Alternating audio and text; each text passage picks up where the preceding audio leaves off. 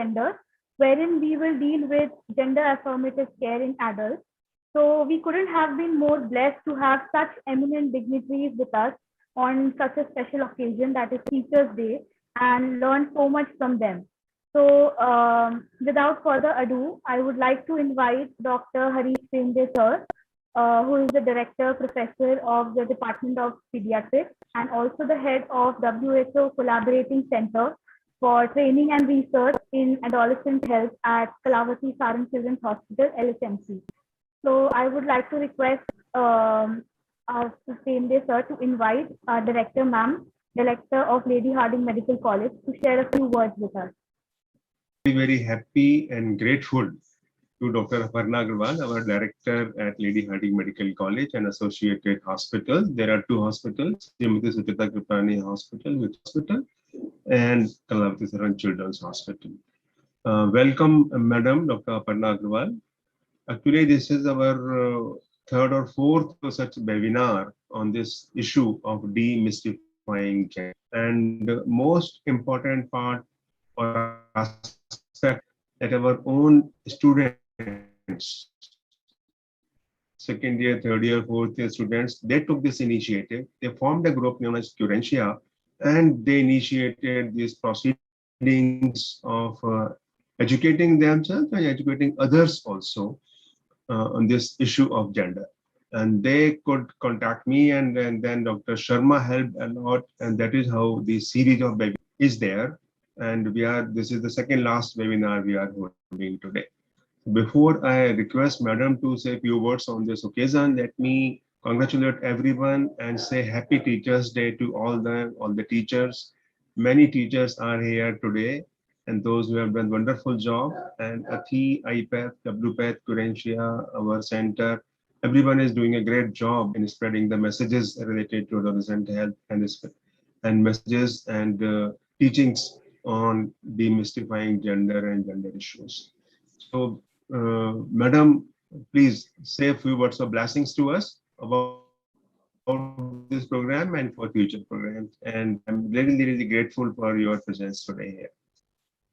Thank you very much, Dr. Pemre and Prachi, Sanjana, Dr. Richie, Dr. Khajanchi, Dr. Pramila Kalra, Dr. Hamwick, Dr. Neeraj Yadav, Air Commander Dr. Sanjay Sharma, under Dr. Harish Pemre, under whose tutelage the series of webinars on demystifying gender, fostering gender-friendly healthcare has been planned by Team Curentia.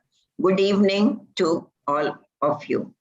I was extremely happy to see our students having thought of this topic for not just one webinar, but a series of webinars on this unusual, less talked about and less thought of topic. When I thought of it, I realized that it was a topic that needs addressing. It has always been something that has been kept under the wraps. People are extremely sensitive about it, secretive about it, and hesitant to discuss about it.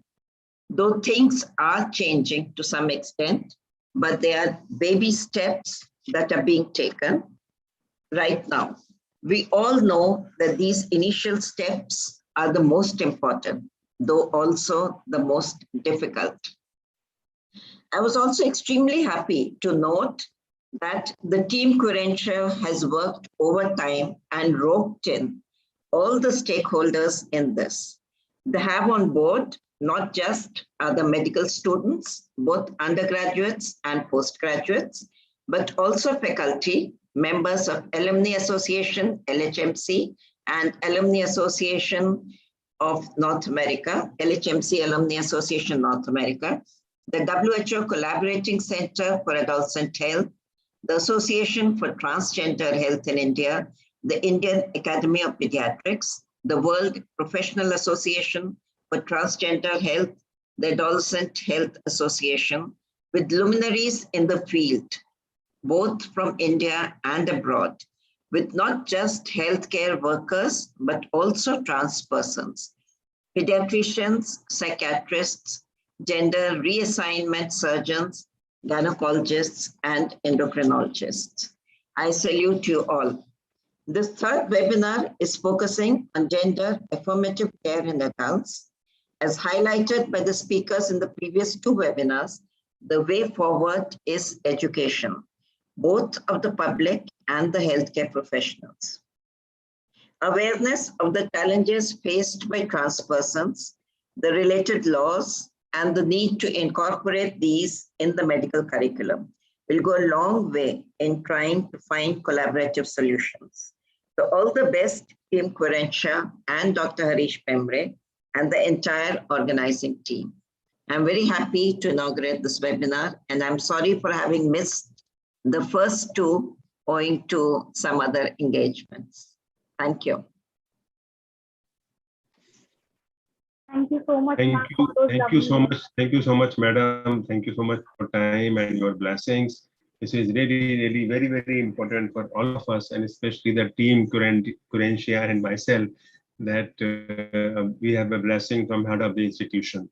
This goes a long way, and this will motivate not only Querencia students, but other students also to come up with similar initiatives in other fields, and they will certainly get support from top administration and top of the LHMC Medicine College. So thank you very much again, madam. And if you have time, kindly stay with us for some more time. Yes. Now is the time to welcome. Yes, madam. Now is the time to welcome and invite on the dais Dr. Richi Gupta, who is the director of this IPATH, and he's in the clinical practice. He's a plastic and cosmetic reconstructive surgeon for last almost 3 decades. And he's a very leading surgeon in this field of gender affirmation sex. He's a member of Association of Plastic Surgeons of India and National Association of Burns of India. I think he's a very, very appropriate person to speak on some of the topics and to talk about the real issues behind this demystifying gender, because he must have experienced a large number of people who are having some issues, and he must have treated them with these issues. Dr. Richi Gupta on dais, and I request him to say a few words on this occasion.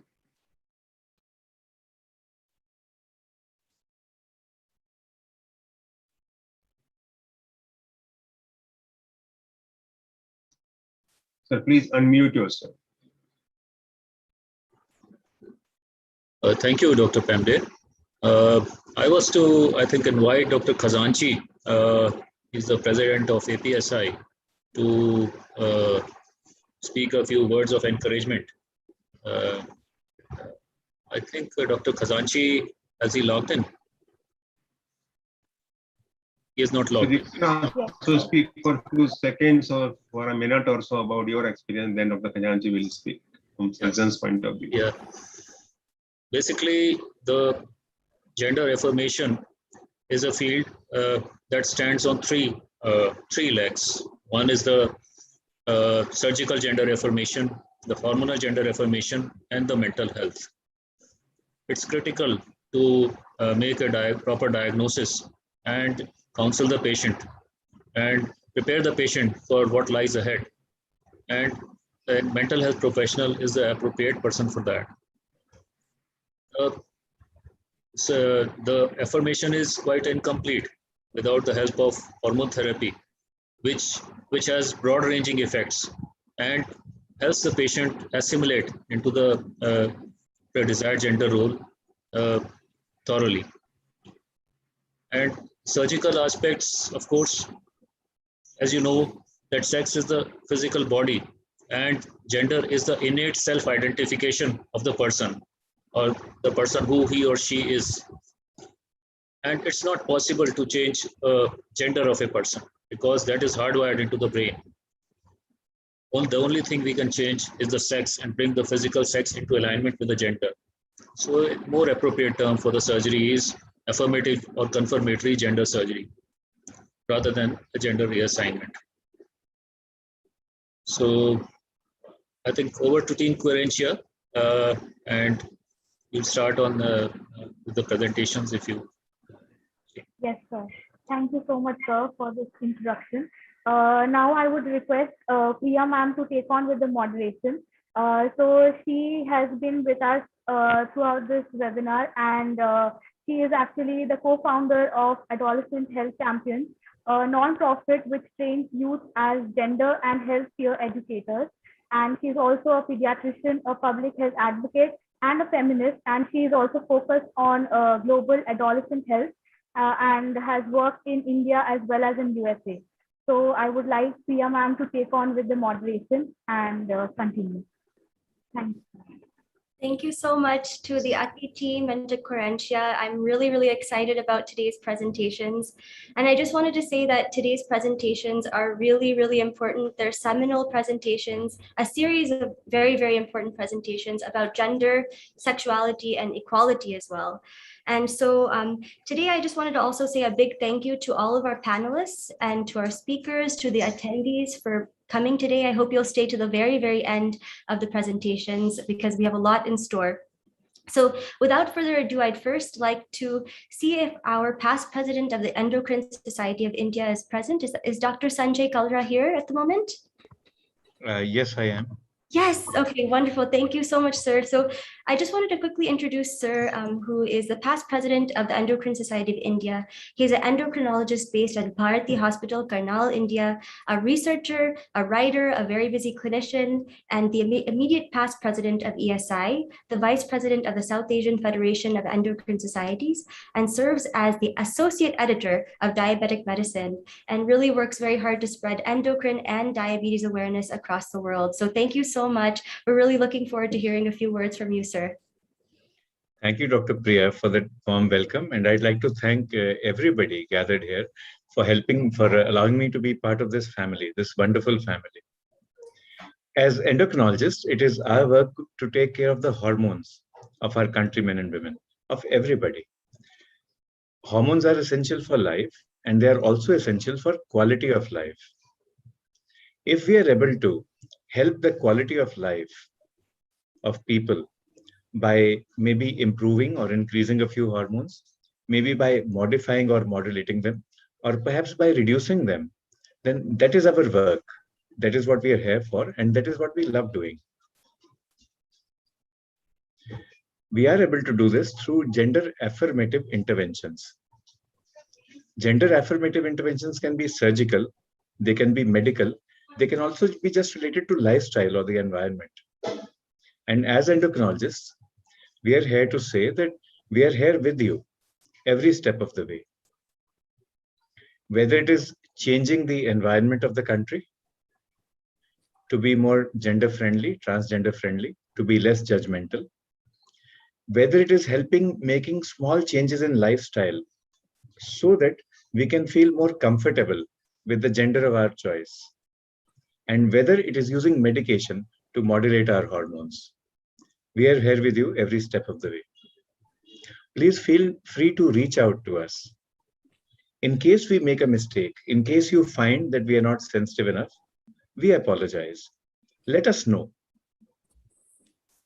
Do remember that if you do not want anybody else to be judgmental towards you, the endocrinologist is also a human being. So if the endocrinologist has in error made an error, please inform that person in a non-judgmental way, in a polite way. If the error is repeated again, then you have a right to get angry. You have a right to lose your temper and to lose your emotions. But if it just happens once, then please excuse the endocrinologist. We are also human beings. And like I said, we are here with you. We are part of you. And I look forward to the further discussions. In endocrinology, we speak in not a nice manner of India being called the diabetes capital of the world, the endocrine disease capital of the world. What we want to achieve is that our country should be known as the diabetes care capital of the world. We are trying our best, but here on this platform, I'd like to say, let's all work together to make India the transgender care capital of the world. Thank you and Jai Hind. Thank you so much, Dr. Kalra. And sorry, Priya, I'm going to interrupt. But we have one very important person who has been the backbone of ATI, who has supported us from the time that we started this journey. Dr. Balali Kumara, I please invite you to just give us a few words of encouragement. Thank you so much, sir. That was not expected. I was just listening. Thank you very much again for certainly bringing us together to really talk about an important issue. And I'm clearly happy to see, if you want, a specialist who are really talking about this topic in a very wonderful way, and meaning really that giving not only the technical, but the human component of this whole process. And that for me is really very important. And on behalf of UNH, I would like really to thank you again and to say we are together, we will work together to see how better we can make our humanity much more equal, much more inclusive, and much more supportive. And that is really very, very critical. And that's the journey we have undertaken together for many years now. And we will continue certainly to see how better we can really make our dreams become reality. I want to thank you very much again, Sanjay, for this very good opportunity. And we really are counting on your leadership to really continue this journey for a better life for transgender in India. Thank you. Thank you so much, sir, for those kind words. And over to you, Priya. Yes, I just wanted to note both Dr. Kalra and Dr. Kamara's words just show so much humility. I think that's something to note for senior leaders in this field, for physicians, just demonstrates the amount of humanity, humility, and dedication. And that's a wonderful way to begin today's presentations. And so before we actually begin the formal flow of today's webinar, I actually wanted to make sure we shared a video message. And this is a very special video message from our president of FOGSI. This is Dr. Shanta Kumari Shekaran. And Dr. Shekaran has been very, very active in FOGSI. She was first a vice president in 2013, and she represents India in the International Federation of OBGYN, Obstetrics and Gynecology as well. So very, very excited to hear a video message as well.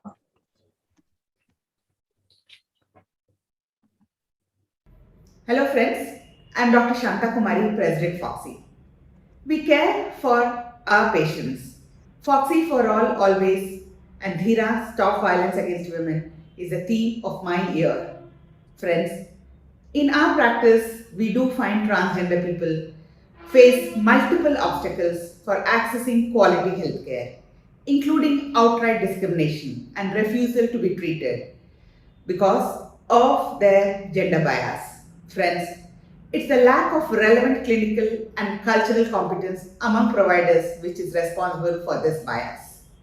We know that there is an intimate relationship between the needs of everyone when it comes to accessing sexual and reproductive health care, be it for screening of breast and cervical cancer or other sexually transmitted infections. Friends, we find that these concerns make the issue especially a difficult one for our transgender population. Transgender people seek sexual and reproductive health care, and they have a fear that they will be discriminated when they approach the healthcare providers. And unfortunately, their fears are sometimes true. Well, it is because of the bias or sometimes the ignorance of healthcare providers who think that probably these people do not need care. But friends, we realize that we need to take care of our patients irrespective of their gender choices.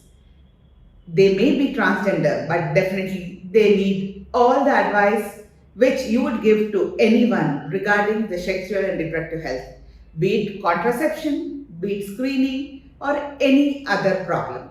Friends, most of us find that probably we are not exposed or trained to treating these patients because we think probably the pelvic examination and screening are only reserved for the women.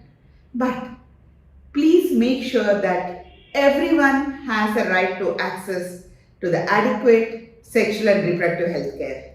Friends, FOGSI for all, always. FOGSI believes in supporting, and we commit ourselves to the treatment of our transgender patients also. Together, we can make a difference in the lives of everyone. And Foxy and Foxians are committed to everyone who comes to us for any sexual and reproductive health issues. I'm sure that you all will see that no patient is discriminated because of their gender choice. Thank you.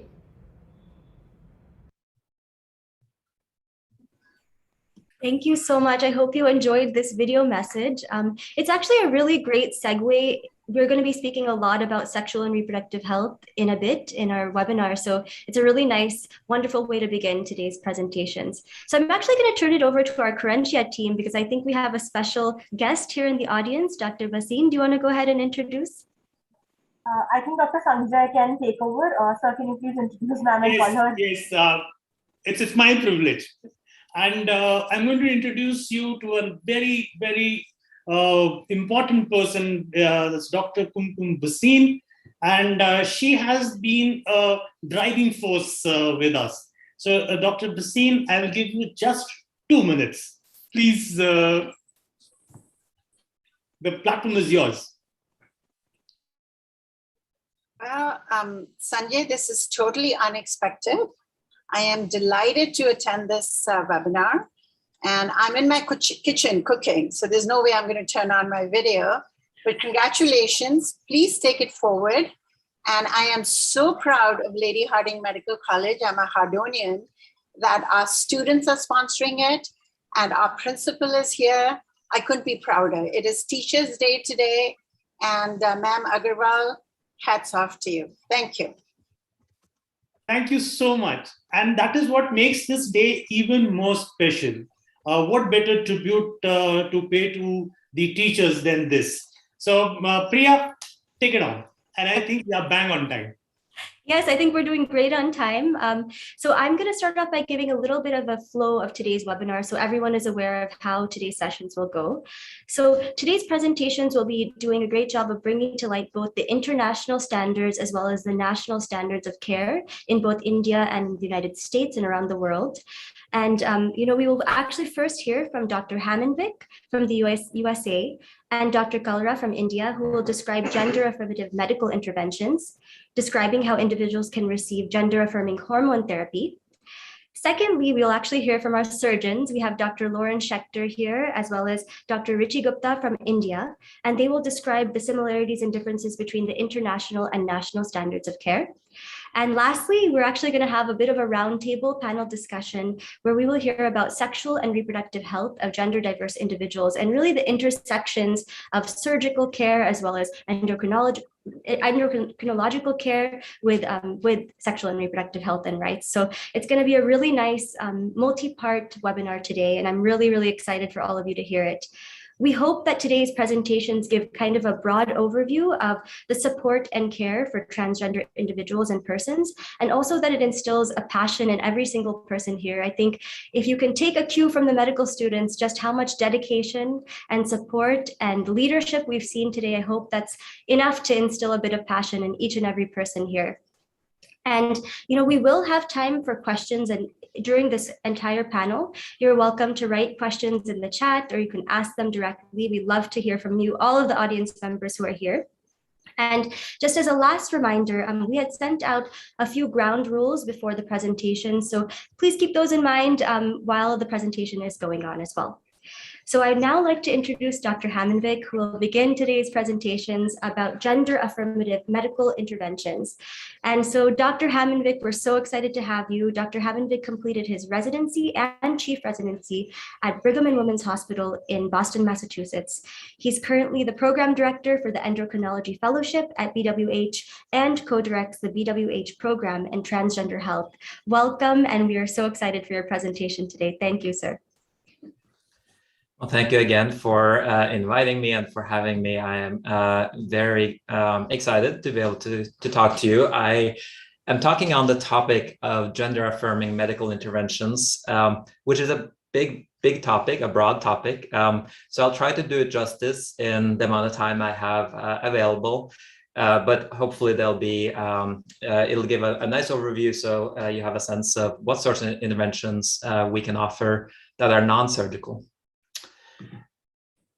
I think it's helpful to think of certain kind of big buckets in gender affirming care. And I sort of listed them here on top of an arrow, sort of suggesting that you start on the left and you go to the right, which isn't always true. And but it's a helpful framework to use as you're starting off. So, you know, we think about confirming the gender identity, maybe the mental health piece, as was alluded to earlier today. Then we think about hormone therapy, and we think about surgeries. Before we delve into you know, the hormones, I did want to say that there are other aspects also to healthcare that we can provide to our transgender and gender non-conforming patients. So first of all, there are parts that aren't maybe necessarily healthcare, but that can be really as important for the patients as the healthcare.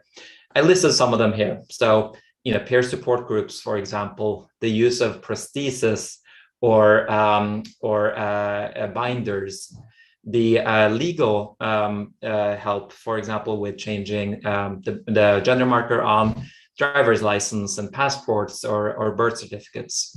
Voice therapy can be very important to help people often feminize their voice. And in addition, you know, we're talking today mostly about the aspects of medical care that are specific to transgender individuals. But like anyone else, transgender individuals need primary care. They need routine health maintenance. They need their cancer screenings and their vaccinations and all of those things. And I say that, and you'd think, well, that's obvious. But I will also say that I have had many patients, transgender patients, who have been denied routine health maintenance because they were the healthcare provider felt like this was too complicated, they couldn't handle it, and that's obviously not what we want. So I think it's important to bear that in mind. But I'm going to delve into kind of some of the more transgender specific aspects of care. And the first sort of bullet point here is, you know, confirming gender identity and assessing for psychiatric comorbidities. So we have criteria in the US, the DSM-5 criteria for this diagnosis of gender dysphoria. I will say the language here maybe is evolving, but I think it's helpful, you know, for you to just kind of look at these criteria. I highlighted the important parts in yellow, and you can see that it's basically confirming that someone has had more than 6 months of gender incongruence. So an incongruence between the patient's gender and the sex that they were assigned at birth. Turns out, if you look at this, it's sort of like a checklist, if you want, and this is in a mental health manual. The DSM-5 is a list of mental health diagnosis with mental health meant for mental health professionals, which raises the question of, well, you know, who should patients who are transgender, who should they see to confirm this diagnosis? And I'm using the word diagnosis because that's how it is used, but you could argue whether that's the right word. But you know, in children and adolescents, I think there's fairly uniform agreement that this diagnosis should be made by a mental health provider. So all children and adolescents who are thinking about medical interventions really should see a mental health provider. And this was traditionally also the case for adults. But increasingly, it was a recognition that you don't necessarily have to have a whole, you know, psychology training course or a psychiatry residency to be able to make this diagnosis. And this was recognized in the current WPATH standards of care, where they say that this task of confirming the gender identity could be conducted by another type of health professional as long as they have appropriate training and is competent. And that means they go on to say later on that this could be the hormone provider. So in my personal practice, I take on this task myself. And part of the reason that I do that is because I feel like I do qualify based on the standards of care, but also because one of the biggest complaints that we hear as healthcare professionals from patients is that we are putting up a lot of barriers for patients to get the care that they need. And so asking my patients to see a mental health provider is one more barrier. There is also another model, which the standards of care allude to or mention, but that has really become very, very popular in certain centers in the US. And that is the so-called informed consent model. An informed consent model is basically acknowledging that we are talking about adults, and adults can make decisions as long as they know all the pros and the cons, so the risks and the benefits.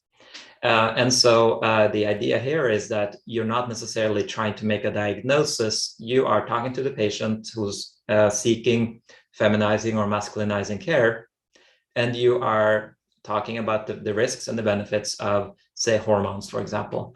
And if the patient feels after learning about all this that they want to proceed, well, they can consent to that because they are adults.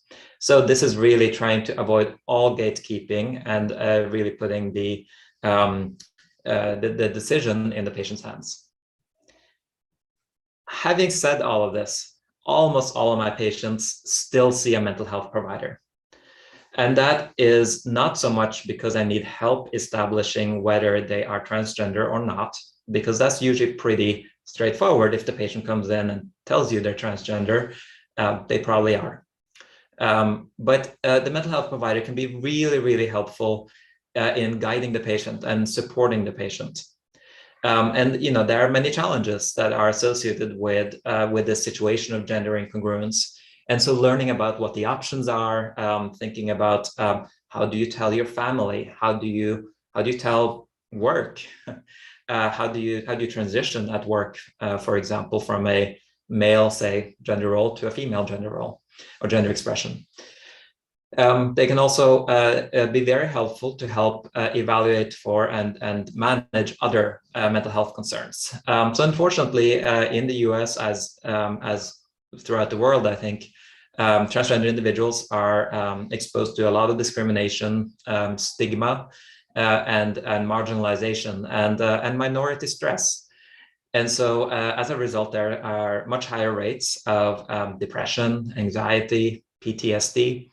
And so certainly the mental health provider can be very helpful in addressing some of those. I mentioned here psychotherapy if needed. I just want to make the point that the role of the mental health provider is not to try to change the gender of the patient, because you can't. They're really there to be supportive. So with that as background, once you have sort of confirmed the gender identity, you have assessed for and managed coexisting psychiatric conditions, you might consider proceeding to transgender hormone therapy if that is something that's within what the patient wants. And so there's a question there too, who should do that? A hormone prescriber should have adequate training. Now, I'm coming to you as an endocrinologist, so I've spent years studying hormones, but there are only a few thousand endocrinologists in the US. I think the situation is similar in India. And so I don't think it has to be an endocrinologist who prescribes the hormones. In fact, probably most of the hormone care is done in primary care by a physician or a nurse practitioner. And that has the advantage also of allowing one place where all the other healthcare needs can also be met. And this is sort of suggested in the standards of care that this might be the best model, with more complicated cases being referred out to specialty centers. But the truth is that many primary care providers are just feeling that they're not well trained. So as a result, oftentimes it does end up happening that the prescriptions are, or the hormonal management happens in subspecialty clinics. I think it's important, though, to think about what are the goals of transgender hormone therapy. And the goal really is to help the patient with their gender affirmation process. And the way hormones can help with that is by promoting a physical appearance that is more congruent with their gender identity. Now, there are many downstream benefits of hormones, including on mental health outcomes. And we're getting more and more data showing that mental health outcomes are better in patients who receive gender-affirming care compared to those who do not, including hormones. So we're really trying to change the physical appearance. If we're trying to feminize the body, we tend to use estrogen. So I know there are many medical students in the audience, and so you might recognize the hypothalamic, pituitary, testicular axis here with negative feedback. For those who are not medical, you don't need to worry too much about this, but we give estrogen to try to feminize. And although estrogen actually would, in theory, shut down the hormones in this axis due to negative feedback, in practice, in people with testicles, this is not it does not readily shut down. So you tend to have residual production of testosterone that can really make the feminizing process more difficult. So as a result, we have to give a second medication. And there are a few options here that I've listed. One option is to give this medication Leuprolide, or there are other ones also that are in the class of GnRH analogs. They basically act by shutting down the axis from the top. Or you can block testosterone at the level of the receptor. And so we have a couple of options here. Spironolactone is the one that we use in the US. And cyproterone acetate is one that is used in other parts of the world, including Europe and Canada, I believe. So this way, you've sort of attacked both the adding the estrogen and blocking testosterone. So let's just talk a little bit more about estrogen, just a very brief overview. So the estrogen that we give for gender affirmation is typically not birth control. So in birth control, you have a type of estrogen called ethinylestradiol. And this has been shown to have higher rates of venous thromboembolism, of blood clots, compared to the other form of estrogen that we use instead, which is estradiol. And estradiol is available, it has been approved for the use of treating menopausal women who have menopausal symptoms. So we have a few different forms of giving it. Most commonly is either tablets or a patch, a skin patch, transdermal. And there is an injectable form also that is sometimes used. And we basically titrate the dose to get estrogen levels in the blood up to the levels that we might see in an adult female, in an adult cisgender female. I will say, so this is an example of a range here that you might target. I will say that there is some discussion about what range you might want to aim for various reasons. But certainly you don't want the levels to be sky high because you want to avoid side effects, which we'll talk about in a minute. Depending on patient preference, we might start slow and work our way up slowly, or we might try to hit this level very quickly and start at somewhat of a higher dose. We don't know that there's a benefit in terms of feminizing with one approach versus the other. So it tends to be sort of patient preference. Patches have these transdermal patches. They have the advantage of having a lower risk of blood clots, but they're really not meant to bring the hormone levels this high. And so sometimes you have to use several patches, and it can be difficult to achieve high enough blood levels. And then I'll briefly say, we mentioned how there are a few options to block testosterone.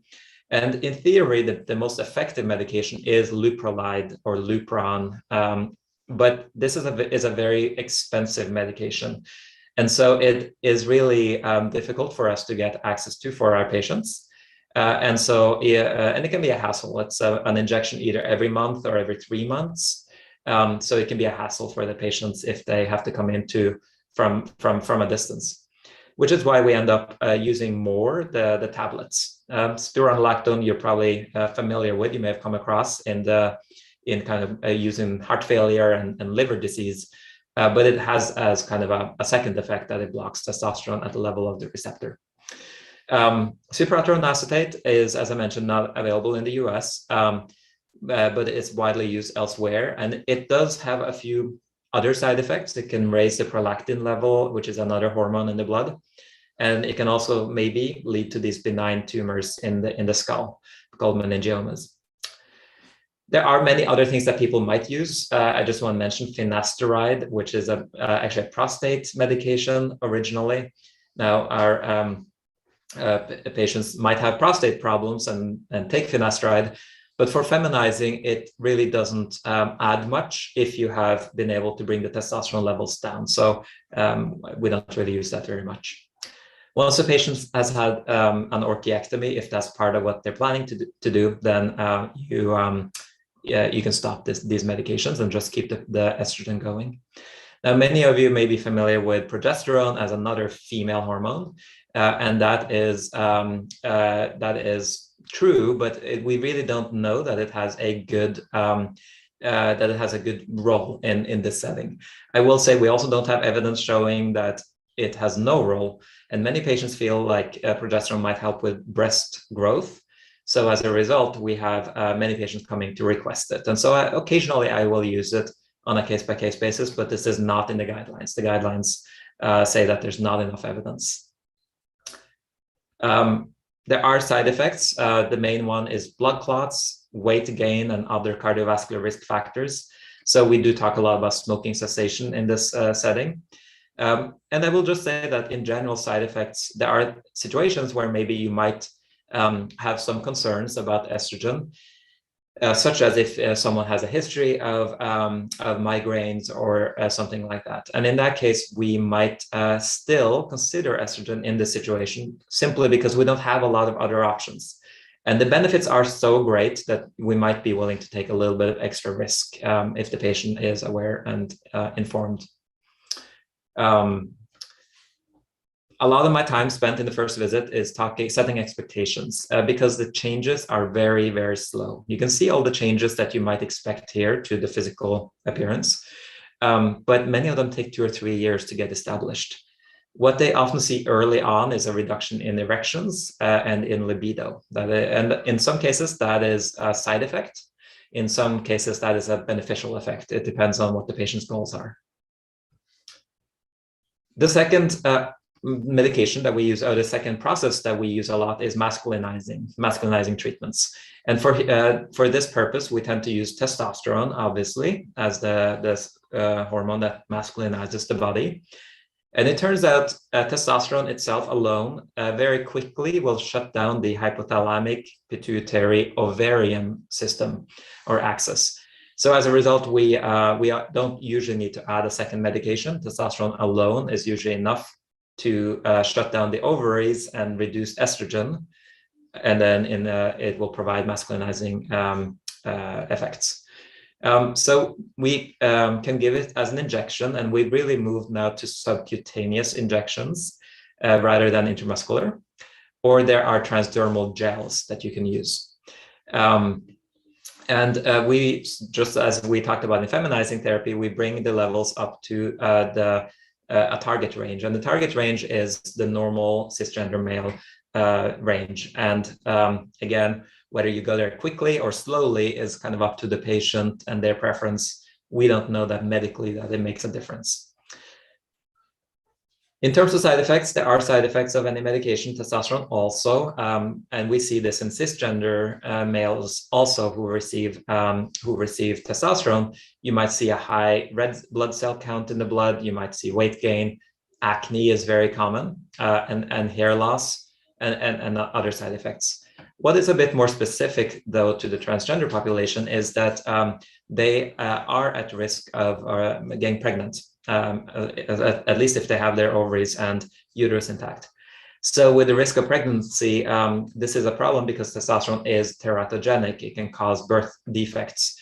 In addition, testosterone is actually in the body converted to estrogen. So if there is a history of cancers that are sensitive to estrogen, breast cancer, uterine cancer, then we might be more careful with using testosterone. Again, the effects take a long time to get established. Stopping periods happens quickly. Most of the other aspects take several years to get established. Sort of similar to puberty, a boy that goes through the standard puberty, it's not just 6 months after puberty that they are fully masculinized. It's well into the 20s before that happens.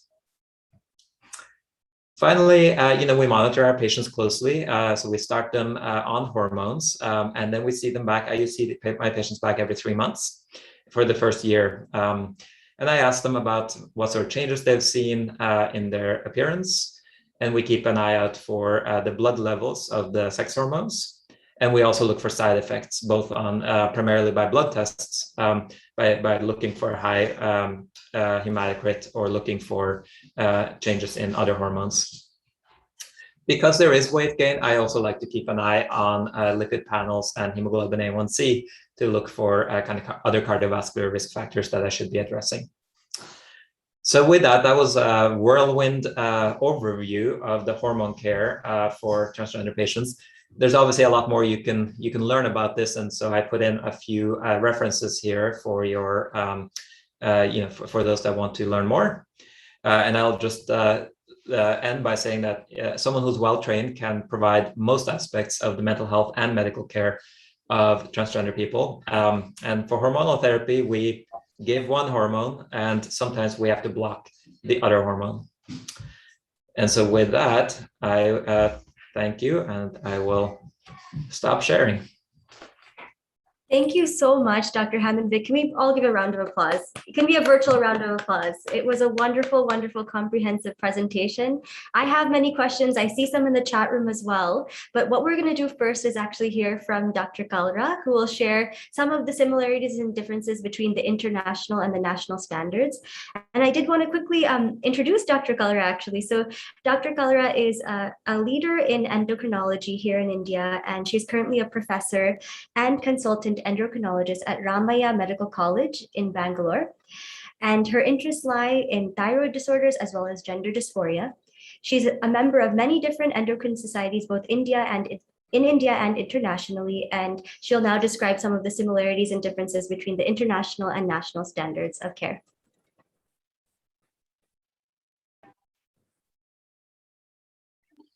So thanks, Dr. Priya. And at the outset, I thank Ati, and I also thank Dr. Sanjay Sharma and Dr. Sanjay Kalra for giving me the opportunity to be at this forum, because I understand that all the experts are here and we can have lots of discussion on what type of best care we can provide to our transgender patients.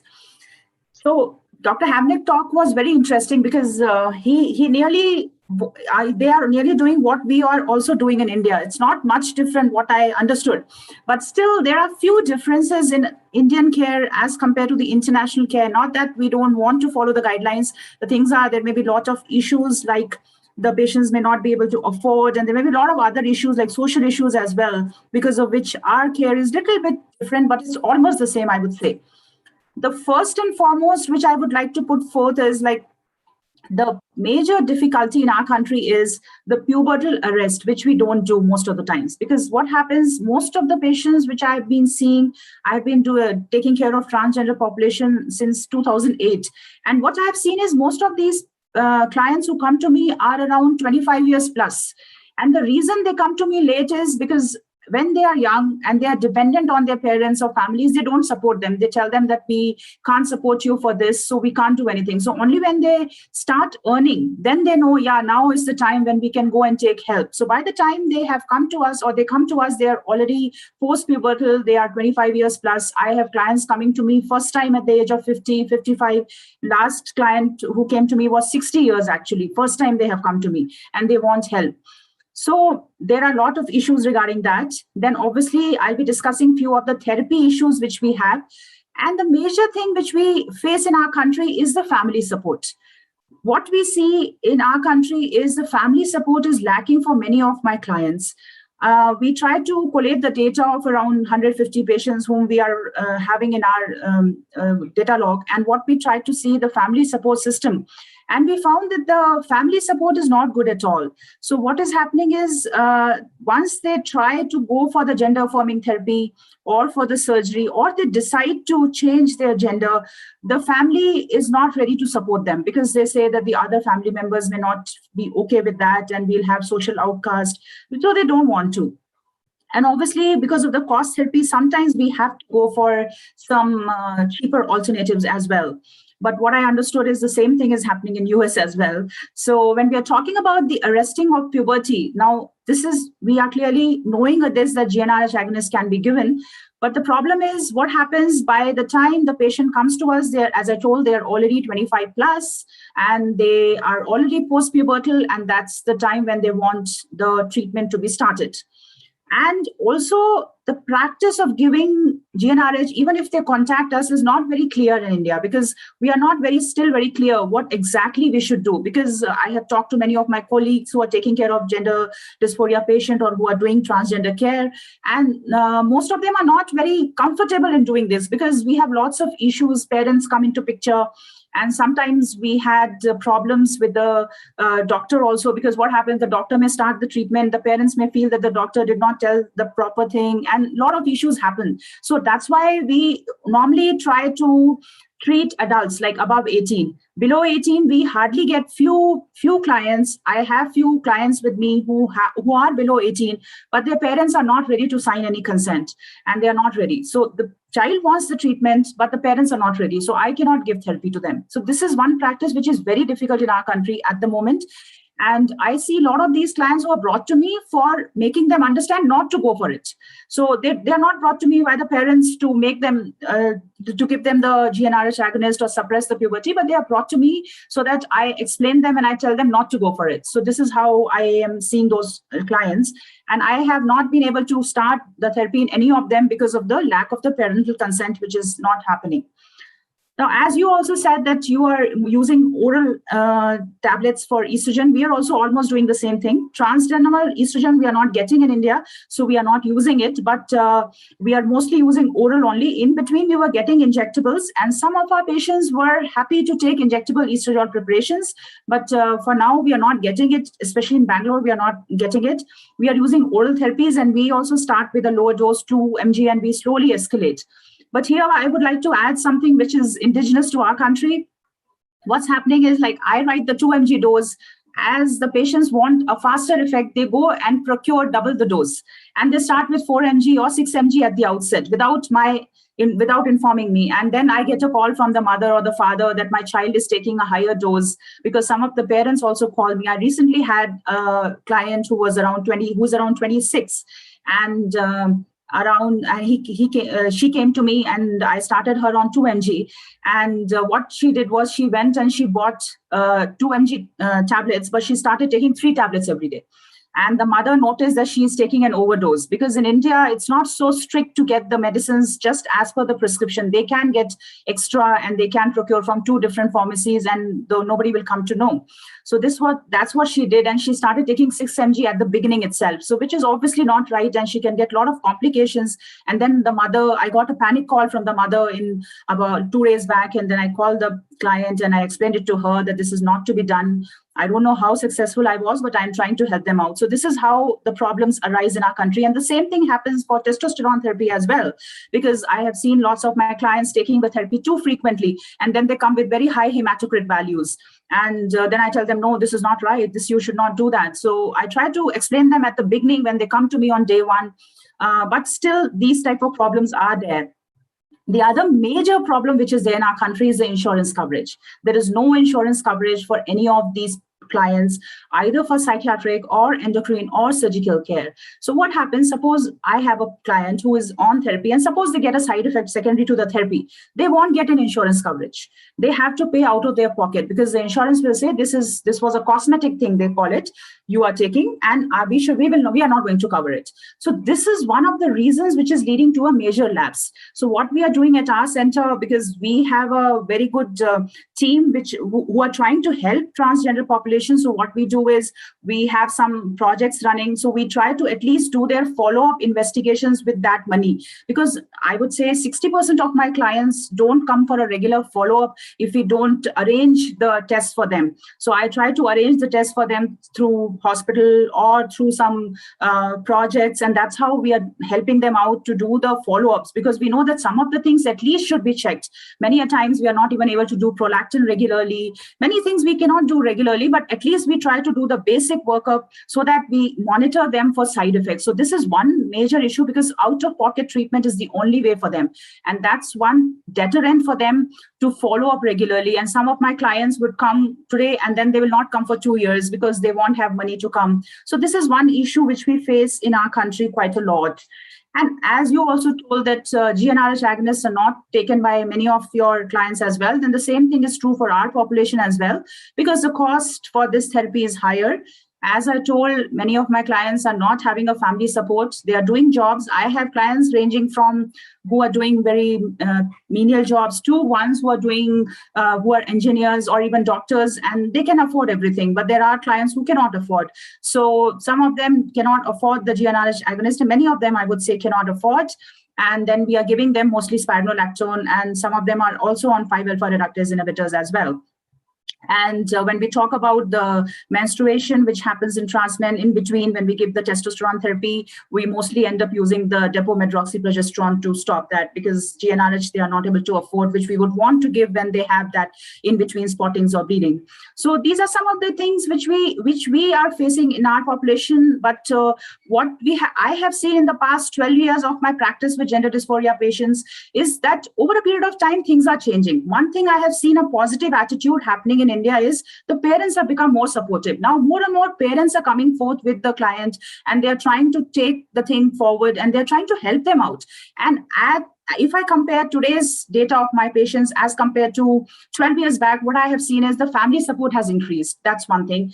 Social acceptance has increased. Even in companies, they are hiring.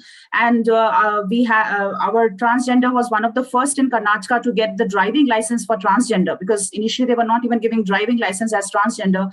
But we have our first transgender who got the driving license in Karnataka with a transgender written on that. So that was one thing which we could achieve by forcing the government to help them, because we are trying to do that also, because if the government understands, then they can pester the insurance companies to include this also as one of the things of care in their list, which hasn't happened at the moment. And the other thing which we are also facing is admissions, because what happened that one of my client was studying in a college and the principal refused to give the admission in the next class, because the principal said, now you have changed your gender and you don't have the certificate, because changing of the certificates, Aadhaar card, all these cards in India take a little bit of a longer time, and especially because of COVID, it wasn't happening so fast. And the client actually had to wait for 6 months to get admission. And then I had to talk to the principal, explain what exactly is happening. And then finally it happened. So we are all trying to help them out. And what we also practice in India is a team approach. We have a good team of a psychiatrist, I'm there, and we have urologists, and we have gynecologists, plastic surgeons, who are all there as a team. And we practice as a team, and we take care of the transgender population who comes to us. So with this, I think this is what is the difference in the care we have as compared to you, but I think it's almost the same what we are doing. Yeah, thank you. Thank you so much, Dr. Kalra. That's a beautifully, a very, very important description of some of the challenges, but also I can see that there is hope and there is, a light at the end of the tunnel really here as well. And so I hope that that's also a call to action for many of us to really push for systems level change in a lot of different ways based on Dr. Kalra's talk. So what we're going to do now is actually do a fun question and answer session. So I'm actually going to ask the Khuranshia team to share a couple of questions for the audience. It's going to be a poll for the audience, and just a lot of fun. Thank you so much, ma'am. Hi, everyone. I'm Tanisha, and we are going to have some questions for the audience. And we would really appreciate if you all could participate and write the answers in the chat box. So yeah, let's start with it without delaying it any further. Yeah. So question number 1. Yeah. So here's the question, which shows us. Here are some statements which show. I cannot see the slide. Yeah. Yeah. Now it's visible. So here are some responsibilities of hormone prescribing physicians, and you all have to tell like which all statements you think is correct and which all tasks the clinicians who prescribe hormones should engage in. So first, perform an initial evaluation that includes discussion of a transgender individual's physical transition goals, health history, physical examination, risk assessment, and relevant laboratory tests. Second, confirm that individuals have the capacity to understand the risk and benefits of intervention and are capable of making an informed decision about medical care. Third, discuss with them the expected effects of feminizing, masculinizing medications and the possible effects. Effects can include a reduction in fertility. Fourth statement, providing ongoing medical monitoring, including regular physical and laboratory examination to monitor hormone effectiveness and side effects. Fifth, communicate as needed with an individual's primary caregiver. So please write the answers in the chat box. Yeah, people are answering. We have such an intelligent audience. I love it. Yeah, all of you are answering the correct answer. Yeah, it's all of the above. Yeah, that's amazing. We have an intelligent audience. We can move on to the next question.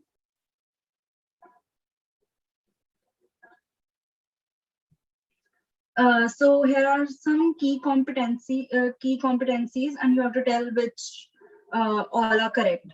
So first, using individuals' correct names and pronouns. Second, maintaining confidentiality of gender identities. Third, avoiding assumption about gender. Fourth, being open to non-binary gender identities. Fifth, avoiding questions not pertinent to care. Yeah, so write the answer in the chat box. And tell us what you feel are correct.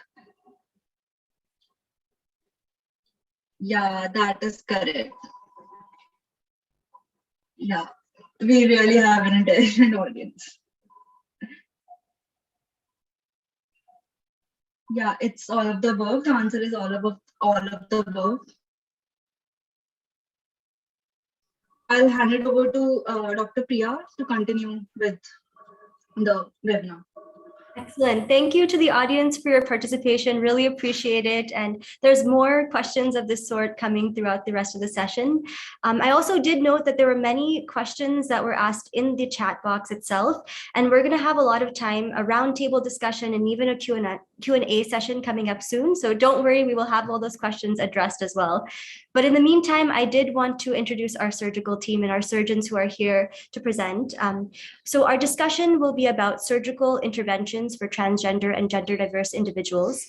I would like all the participants to note that the upcoming presentations may be triggering for some participants here who are present. There are some anatomical and surgical images that will be presented. So just take note of that. If you need to step away, that's totally fine. If you want to turn off your video, grab some coffee, that's okay as well.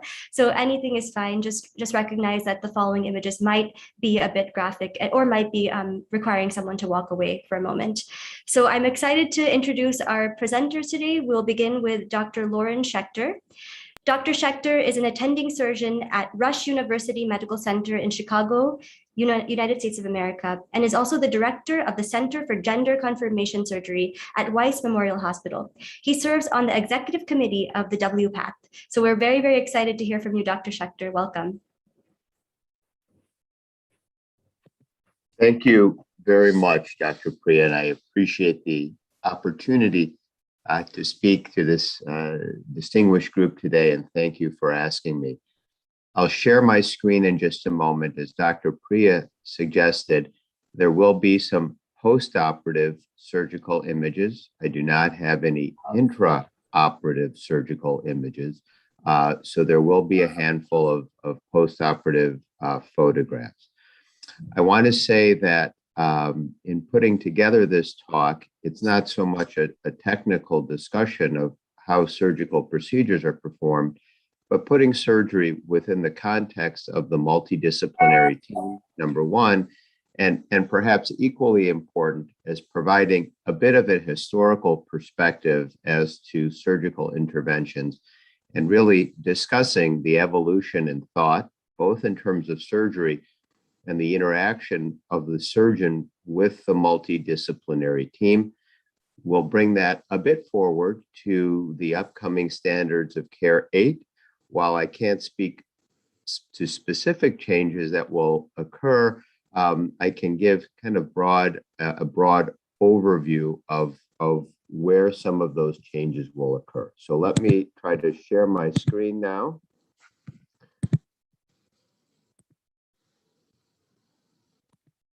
Okay. And are we able to see now? We're good? Okay. So thank you again very much. And as noted, there will be some post-surgical photos. This is a bit of my perspective in performing gender-affirming interventions over the last 25 years. I think it's important to start with really what the conclusion is. And let me say that surgery is safe, effective, and medically necessary for many individuals. Of course, we recognize that not all individuals of trans experience seek surgical interventions. Not all individuals seek every intervention that is available to them, but in appropriately selected individuals, surgery is safe, effective, and medically necessary. We also recognize that optimal outcomes occur within a multidisciplinary setting. I'll discuss that more in a moment. But I think it's also important to recognize, especially with the globalization of care, telemedicine, and so forth, that does not necessarily mean that all treating physicians or treating healthcare professionals are necessarily located within the same institution or even the same geographical area. As we move forward, of course, we hope to continue to develop registries, patient-reported outcome measures, and participation at a global level is critical in these endeavors.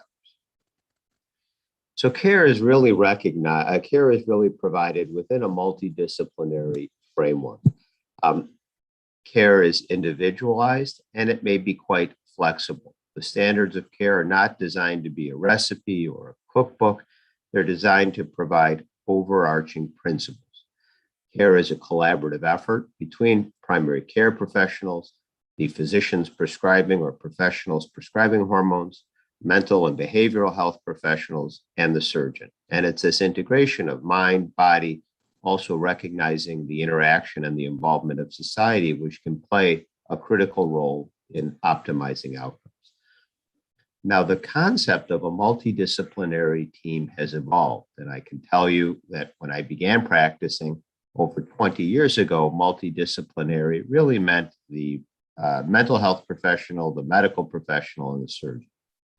That has expanded quite significantly. We work quite closely with social workers and case management individuals, many mid-level practitioners, nurse practitioners, physician assistants, allied health professionals.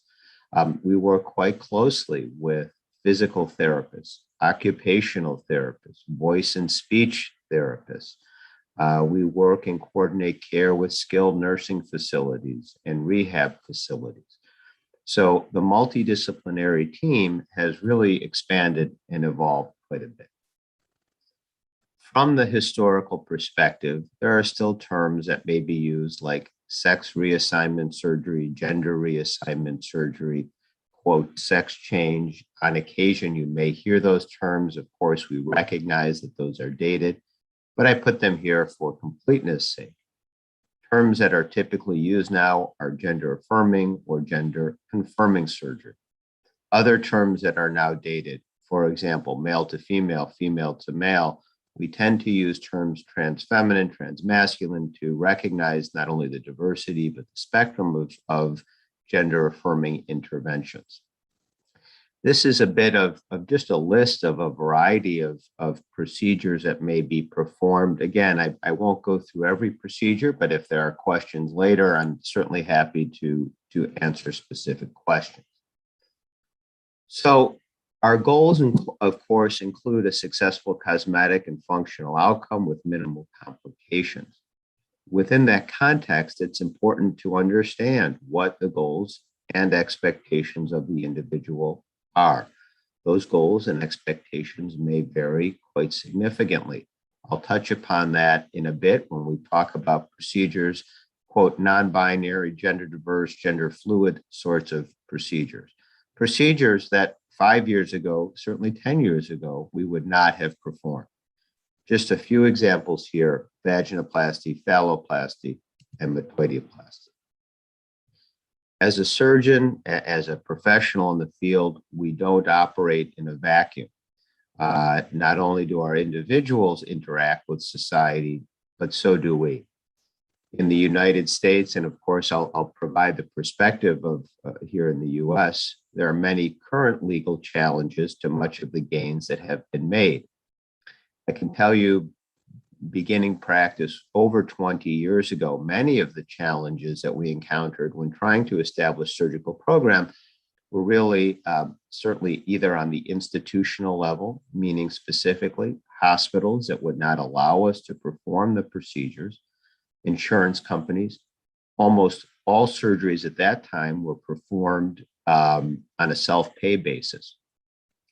With the Affordable Care Act in probably a decade ago in the US, with a variety of diversity programs, a human rights campaign, the recognition of the importance of diversity and inclusion, we've seen a substantial shift within the institutional context. Hospitals that would not allow me to perform surgery 21, 22 years ago are calling now to please bring your practice here. We would love to have it.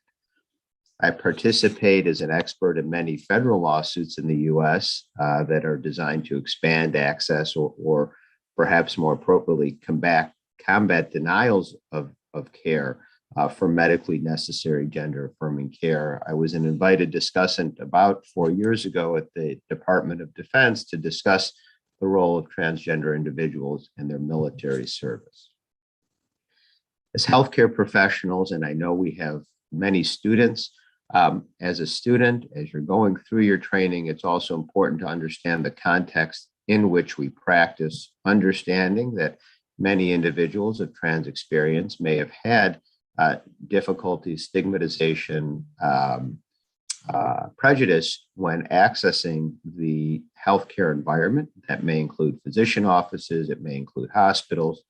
I speak from personal experience in trying to expand or trying to begin gender-affirming surgical programs that also healthcare professionals experienced these sorts of discrimination. So it's important that when you interact with individuals on a go-forward basis, that you recognize individuals may have a certain mistrust of the medical community. Now, in the United States, I would say the watershed moment from certainly an insurance perspective, and in the US and probably in many countries, including India, insurance or financing and payment mechanisms, reimbursement mechanisms are critically important. Asking people to pay out of pocket can be quite expensive and stressful in and of itself. The woman you see pictured here, Danae Mallon, a patient of mine, was the woman responsible for overturning the Medicare ban. Medicare in the United States is the reimbursement mechanism for, generally speaking, individuals over the age of 65. There are some other categories, but by and large, over the age of 65. And in 2014, following her lawsuit, Medicare removed their ban on reimbursement for gender-affirming interventions, and their ruling was indicated that the exclusion was, quote, based on outdated, incomplete, and biased science and did not reflect contemporary standards of care. As we look at the standards of care, and by the standards of care, I refer to the guidelines produced by WPATH, much of the surgical content has really been focused on the congruence of genitalia. We've expanded much beyond that. Standards of Care 8 will speak much more explicitly regarding other interventions, including, for example, facial surgery. Standards of Care 7 is now over a decade old or so. So many of the principles, we've evolved beyond many of the principles. Still, unfortunately, many individuals, depending on one's country, may require interventions, whether medical or surgical, in order to change legal identification. That is not so in many countries or in many states. And in the United States, for example, change of birth certificates and driver's license are based on the individual state. The goal I would submit, regardless of the intervention requested, is to allow an individual to experience harmony, of course, harmony between the body and the anatomy. We've known for many years that adjusting the mind to the body is not effective, but for many individuals, adjusting the body to the mind is critical. Now, specifically, in speaking about the standards of care, I think it's important to recognize that the standards are designed to be flexible and individualized. Individual centers, individual professionals may vary. And most importantly, these are not intended as a barrier to care or to surgery. We now operate under the 7th iteration, and the 8th version will hopefully be coming out before year's end.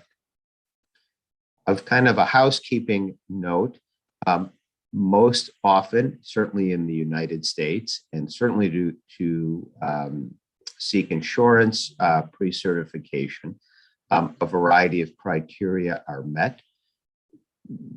Just briefly, for genital surgery, individuals will need to have 2 mental health assessments. I use the term assessment and not letter. I think letters is a bit of a pejorative term, and I think it doesn't lend credence to the importance of the assessment. And I'm going to speak more specifically towards that. Also, as we move forward to standards of care 8, some of these details will likely be changing. We apply these guidelines flexibly. This is a patient of mine, for an example now, hard for me to believe 10 years ago, but an individual who is a business executive in a very large corporation.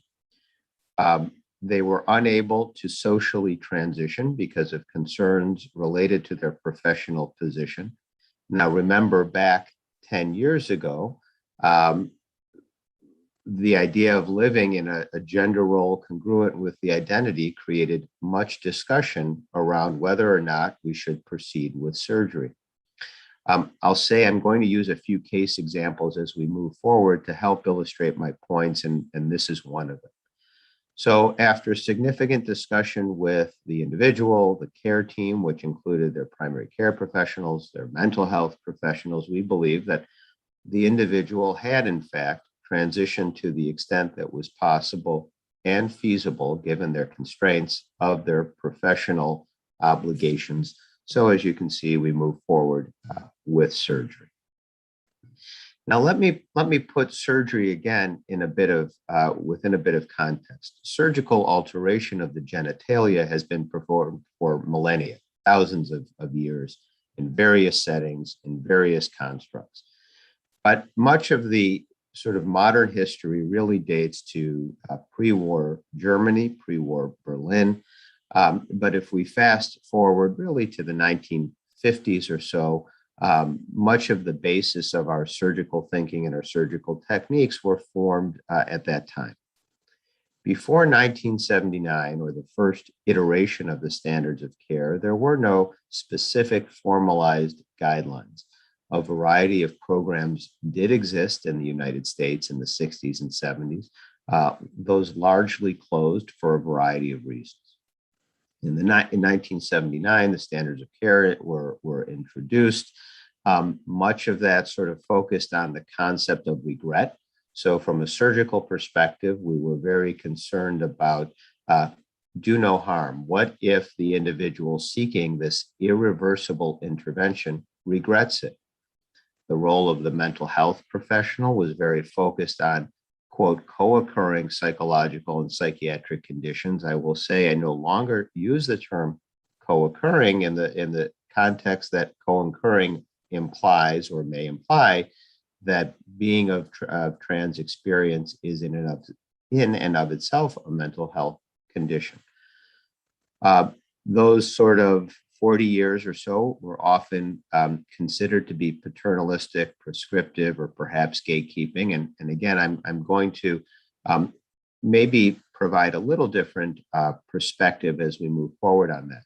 As we move now into the standards of care, version 8, the role of the patient autonomy, informed consent. I tend to prefer the term shared decision-making rather than informed consent, and I'll speak about that also more specifically. We've seen a bit of a version of this with Dr. Hemvik, and I'm in agreement with him. The standards of care 7, or sort of where we are clinically now, has this tension between the traditional thinking of do no harm, what if the person regrets the intervention, and respecting one's autonomy. As we look historically at sort of quote criteria that were required to be met in order to access care, individuals often had to articulate a very standard narrative. They had to also indicate they were of a heterosexual orientation. So these things have obviously changed as we've moved forward, and I think it's important always important to understand history as we move forward. So what is the relationship with the mental health or the behavioral health professional and the surgeon? We've seen these, I think some of these bullet points, so I won't go through them specifically, but I would submit that the mental health professional, the primary care professional, the behavioral health specialist, all work with and in concert with the surgeon or perhaps the medical professional to help the individual not only find a comfortable gender role, but to make a fully informed or as fully informed a decision as possible. The standards of care have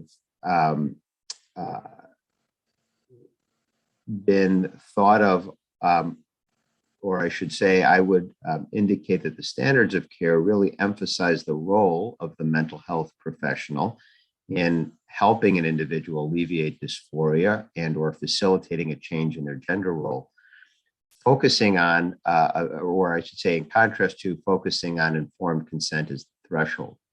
Now, I will tell you, I do not think these concepts are mutually exclusive. And I think, in fact, they probably go hand in glove to a large degree. So here's the question that I have for the audience. Can the surgeon provide, quote, fully informed consent? I'll give you my answer, which is no.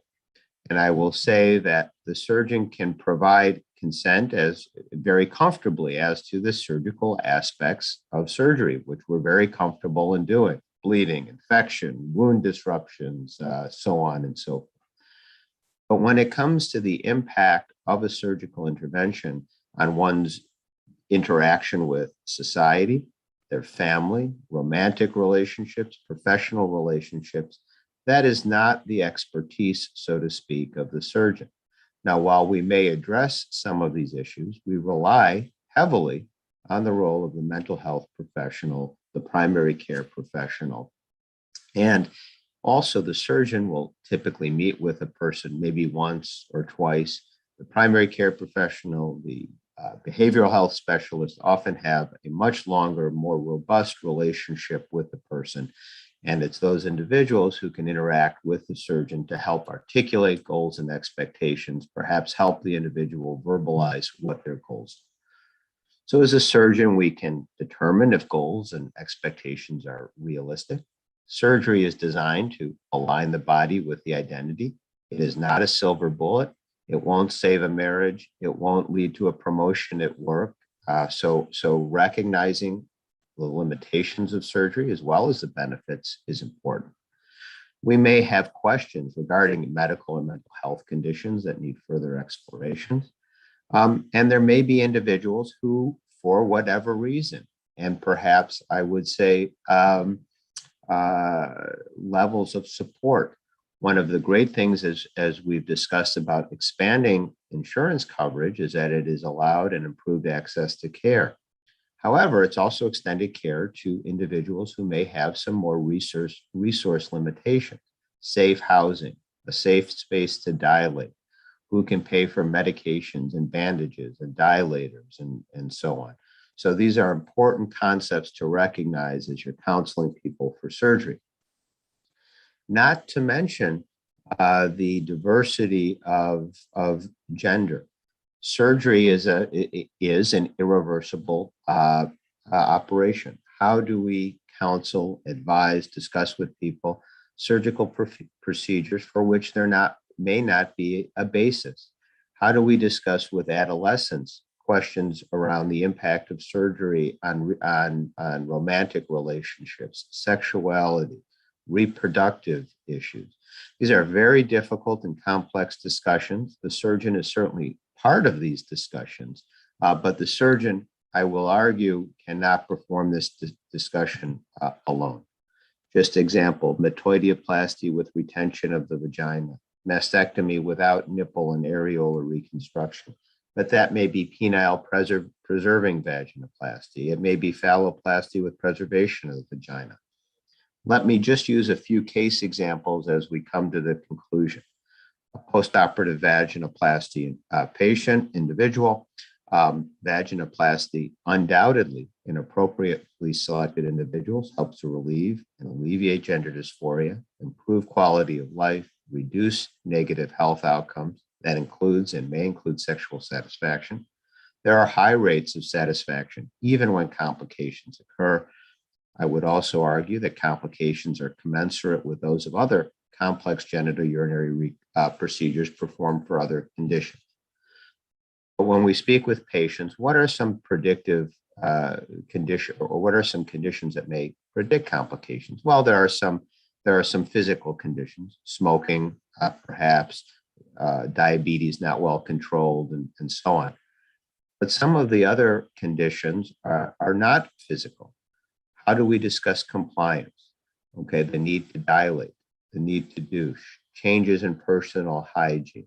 Okay, those are things that are not physical, but like other complex interventions, organ transplantation, weight loss surgery, compliance with postoperative protocols is critically important. Also, in those other disciplines, transplantation, weight loss surgery, conditions such as anxiety and depression may lead to higher rates of complications. Those aren't to say that individuals who experience are not candidates for surgery, but it allows us, in working with our mental health professionals, to help plan around those conditions and try to construct a postoperative plan that can meet their needs. What are some preoperative factors affecting satisfaction? Poor social relationships, no history of a partner, poor acceptance of transition from one's environment. So as you can see, these aren't necessarily physical conditions. These are also complex issues. They're family issues, they're professional issues, they're romantic issues. These are things where we need to work within the context of a multidisciplinary setting. That may be a psychologist, a psychiatrist, a family counselor, a sex therapist, a social worker, a marriage counselor, okay? And it is not that these should be viewed, in my opinion, as a role of gatekeeping. These should be viewed to help facilitate and optimize outcomes, as we do in other complex surgical interventions, like organ transplantation. And in fact, there is an emerging school of thought on prehabilitation. So some of us are probably familiar with certain protocols that we try to help optimize, physical protocols in which we try to help optimize outcomes. But there's also a school of thought and an evolving school of thought on psychological rehabilitation. How do we prepare patients, individuals, from a psychosocial perspective? Okay. And this is in orthopedic surgery, organ transplantation, weight loss surgery. And my philosophy is gender affirming surgery is no different than other complex surgical interventions. Our role as a surgeon is how can we help individuals optimize care and outcomes. Poor sexual function before surgery is likely a predictor for poor sexual function after surgery. In fact, vaginoplasty may be the first opportunity for individuals to experience sexual pleasure. Let's take that, for example, from a psychosocial perspective, but let's add on top of that many of the physical perspectives. Individuals may be on certain medications that may affect their ability to experience orgasm and sexual satisfaction. There may be other conditions, whether obesity, depression, anxiety, diabetes, all of which may have a physical effect on one's ability to experience sexual satisfaction. So it's not, in my mind, when we talk about informed consent, it's critical to put that in the context of what does fully informed consent mean and what does it look like. I know we're a bit over, so I'm going to just move through quickly. We have a pelvic floor physical therapist in our practice who sees patients both before and after surgery. That's been extremely helpful in preparing people for what to expect and in facilitating, for example, postoperative dilation. I'll move forward a bit for time, and I'll just fast forward as we conclude to phalloplasty. Phalloplasty has a high rate of complications, and within that context, it's important for individuals who choose to undergo this procedure to be aware of that and to understand how might these complications and catheters impact their work, their professional life, time away from work. And while we address this as a surgeon, it's important, in my opinion, for people to hear this from different professionals who speak in different ways, use different decision-making aids and tools to help people understand how to integrate these very complex procedures within their reality, their life. As we move forward to the standards of care 8, I think you're familiar with the methodology. Where we will be seeing likely updates are in facial surgery, age requirements, hormone requirements, non-binary or gender diverse requests, as we discussed, informed consent, reproductive rights, aftercare, training, and certification. To conclude, there is an article published in the Journal of Sexual Medicine that was adopted and accepted by the WPATH board that does discuss what we term guiding principles for institutions interested in establishing surgical programs. We have 2 fellowships, 1 plastic surgery, 1 urology, and there's a variety of administrative and academic components that go along with that. So thank you very much for your time, and I'm going to stop sharing my screen. Can we all give a round of applause for that presentation? It was so nuanced and comprehensive, and I think all of us took a lot from it. I think one point that really stood out to me is just that, surgery is a very, very important point, but it's so important to be collaborative. It's also so important to recognize that this is, yes, surgical affirmation is extremely important, but, you even give an example of an individual who was going through this transition, but was experiencing not a lot of support at work. So recognizing that we need to be collaborating with the system at a policy level, with the other healthcare providers, with workspaces as well, with schools. That's really, really comprehensive and a very wonderful presentation, Dr. Schechter. Thank you for that. Thank you very much. I appreciate it. It was an honor to present to your group. Wonderful. So now I'm delighted to welcome Dr. Richi Gupta. And Dr. Richi Gupta has been in clinical practice for 28 years and has had over 3,000 such procedures in his credit. He is the director of ATI as well. So please give a warm round of applause and welcome for Dr. Richi, who will talk about the international and the national standards as well, comparisons.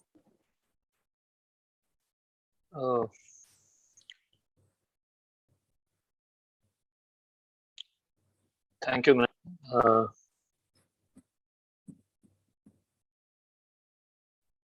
Is my visible? Yes. Oh. So, just starting my presentation from the perspective, again in content warning, because this will show a lot of surgical content.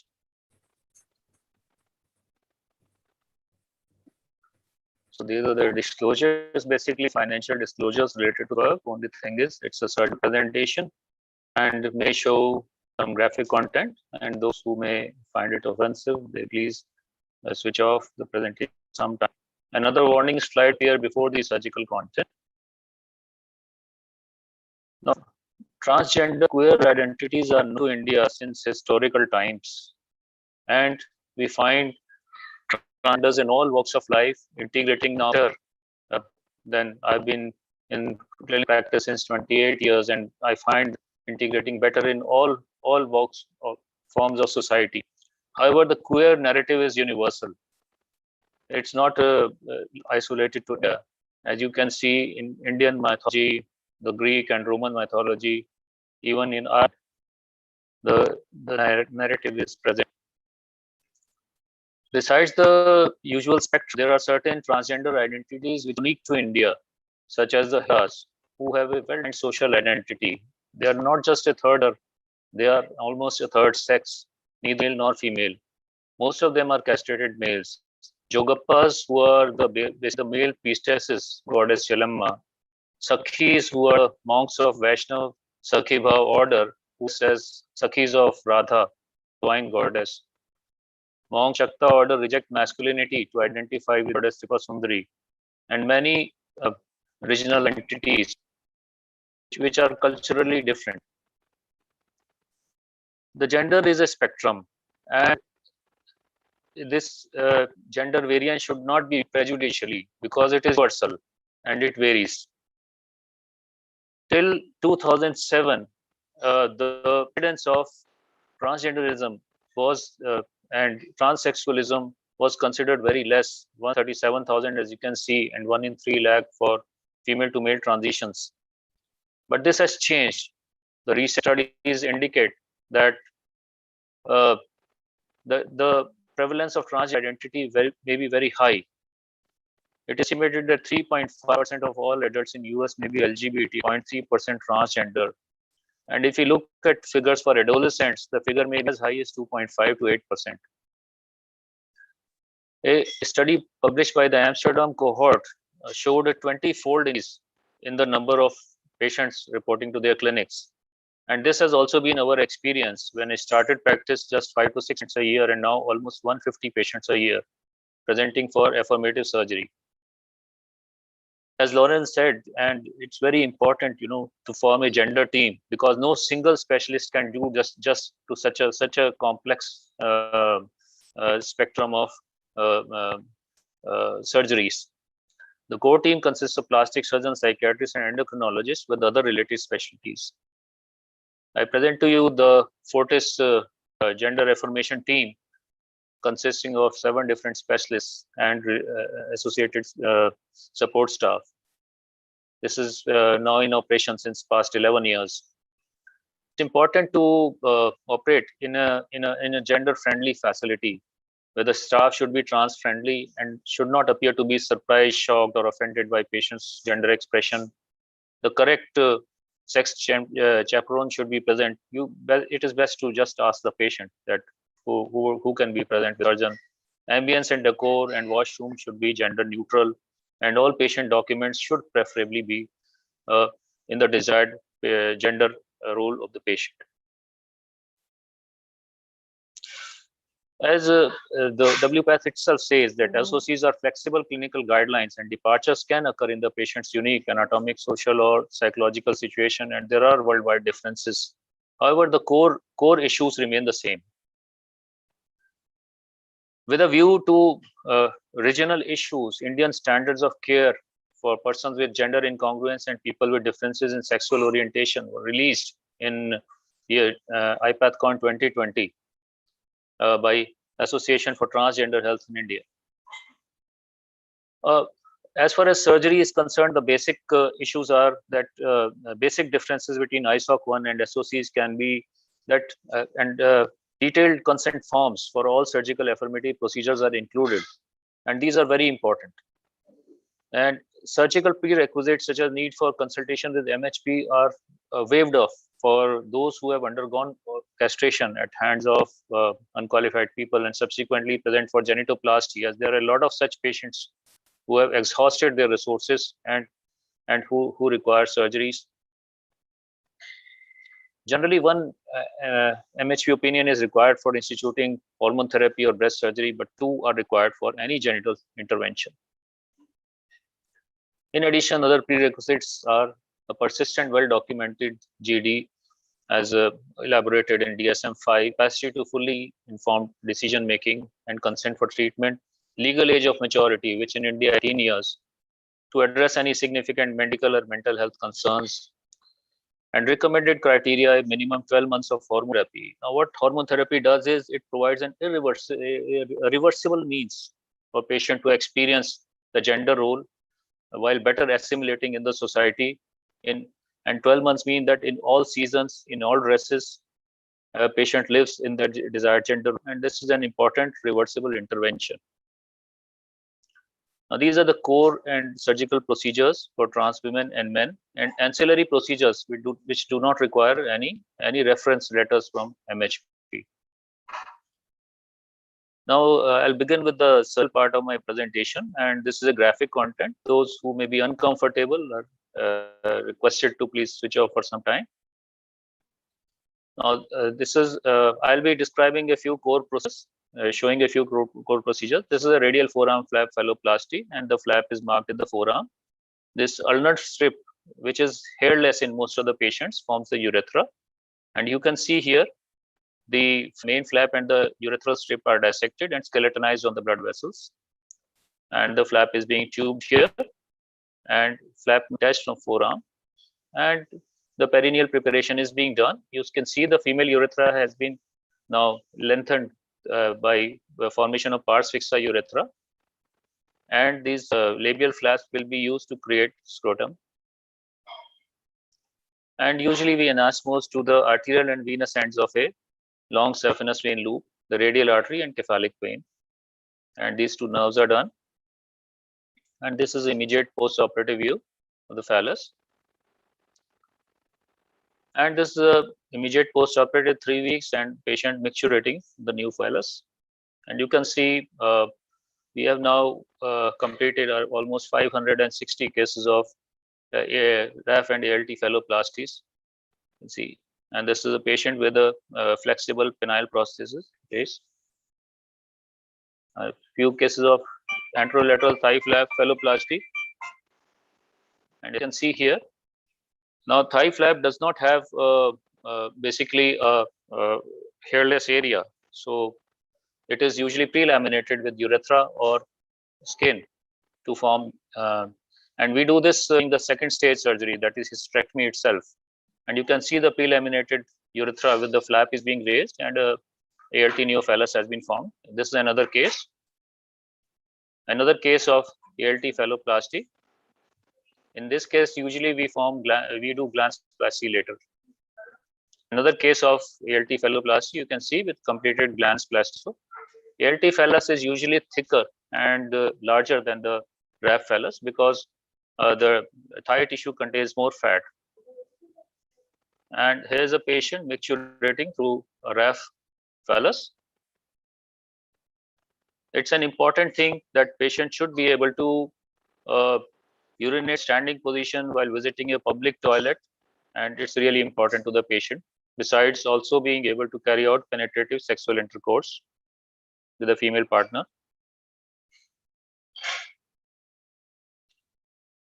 Now, during the second stage, we do these procedures as well. Second stage consists of, in an FTM, consists of hysterectomy, salpingo-oophorectomy, vaginectomy. We also form the pars fixa urethra, and we harvest strips of vaginal mucosa for pre-lamination of phalloplasty flaps. We obliterate the vaginal cavity, close the perineum, do neoscrotoplasty as well. So all this is done during the second stage itself so as save finances for the patient. And now we have started doing this, that during a hysterectomy procedure, we form the pars fixa urethra and we transpose the clitoris. So what it does is it allows the pars fixa urethra to mature, and hence the incidence of, as Lauren has said, the incidence of urinary complications such as stricture and fistula is very high, almost to the tune of 40%. We have found that this procedure reduces the rate of complications by by forming the pars fixta urethra during the second stage itself and allowing the urethra to mature so that there is one anastomosis left at the time of phalloplasty. Now I'll come to vaginoplasty. There are differences in cases of biologic women with atresia and new vaginoplasty in transsexuals. Main difference is that the transsexual pelvis is narrow, quite narrow, so that the inter-ischiopubic ramus distance is just 3.95 centimeters. So only thinnest flaps will be able to are required for them. Also, pudendal organs need to be formed like labia, clitoris, etc. They need to be formed in trans women. And in trans women, of course, there we have an advantage that penile tissue is available and it's used in its entirety except for the corpora for construction of the female organs. As you can see here, this is our modified penile inversion vaginoplasty. We take a long scrotoperineal flap, 5 cm base, 15 cm long, and this is, and also we fix retain long cords that we add bulk to the labial tissue. And here penis is disassembled into its various components like the penile skin here, and this is the glans penis on the dorsal neurovascular bundle, corpora, and urethra. This is the perineoscrotal flap. And you can see here the stumps of the corpora are divided and sutured, and this is the new clitoris being formed, and this is the new clitoris, clitoral hood, and total body here.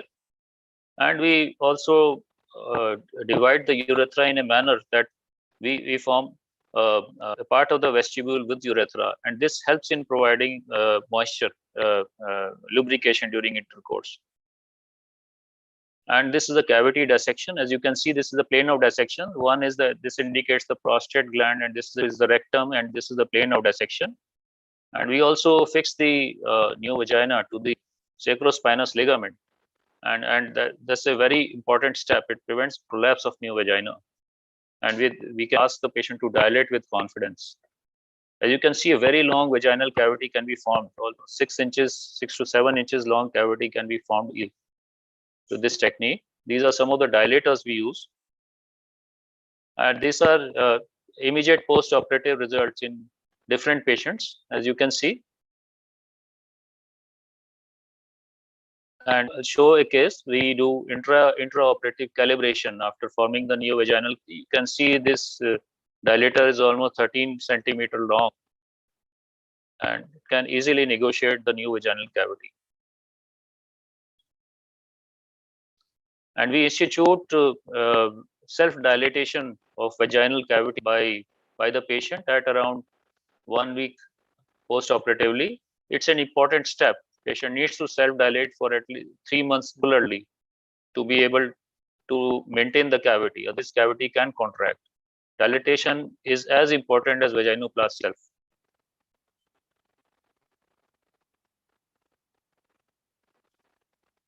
So now I'll show a couple of cases which have been operated by unqualified practitioners, resulting in wrong anterior vaginal axis and shallow vagina, which precludes any sexual intercourse.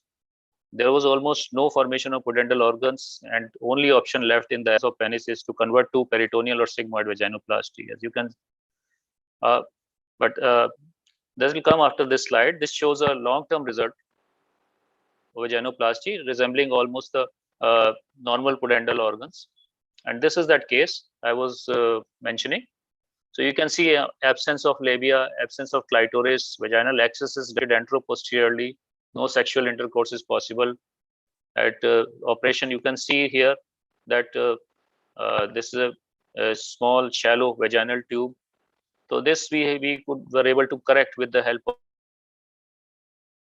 You can see another case wrongly directed. The clitoris is too far anterior, and no labia majora. Vaginal axis is anteroposterior. And we corrected this with the help of peritoneal vaginoplasty. Few cases of top surgery in men. How it differs basically from gynecomastia because the breasts are of larger volume and there's a marked reduction of gland tissue under the influence of androgens. And as a result of breast binding, many of these patients have fibrous breasts.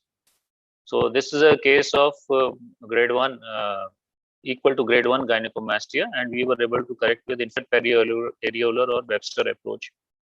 Another case with a large size breast, and we were able to use double incision and free nipple grafting technique in this case.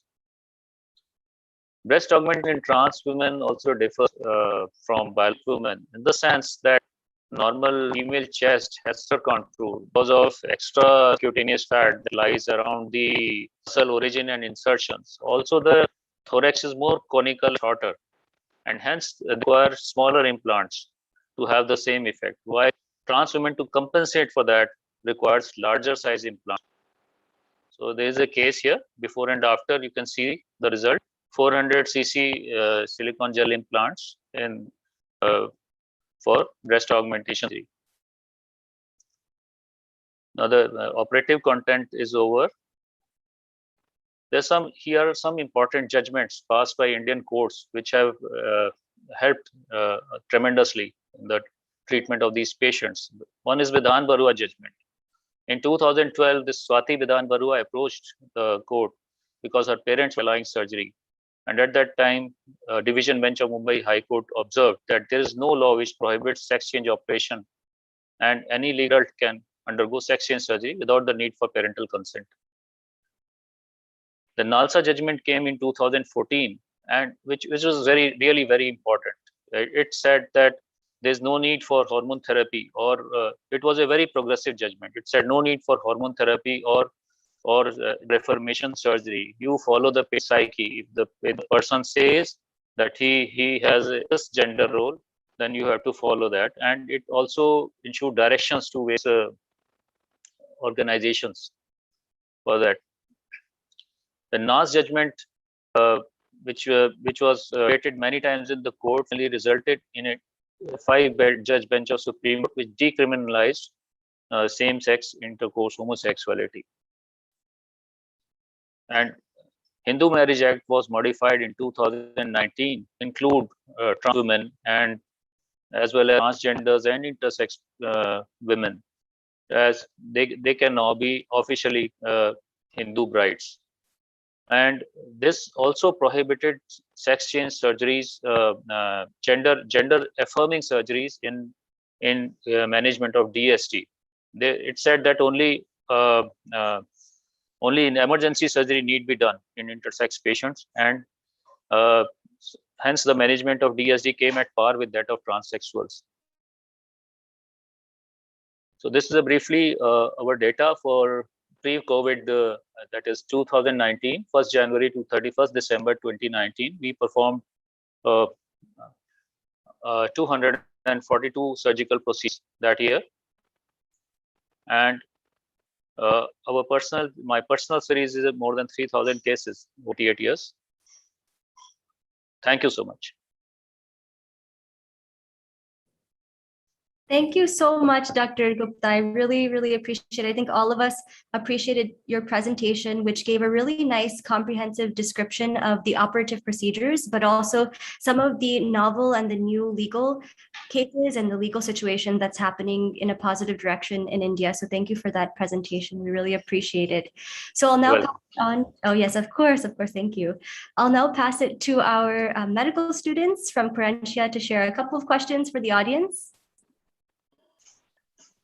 Everyone. Yeah, so we are back with the quiz.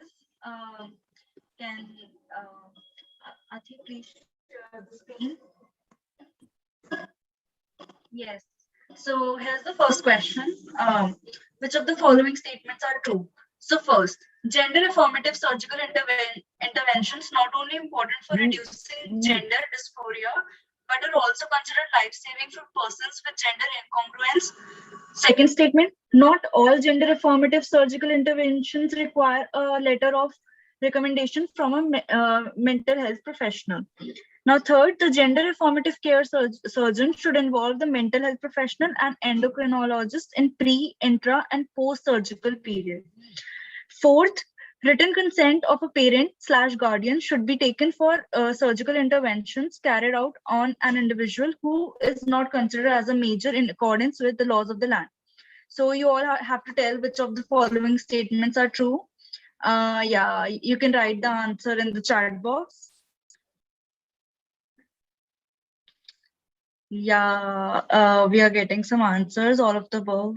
Yeah, you're right.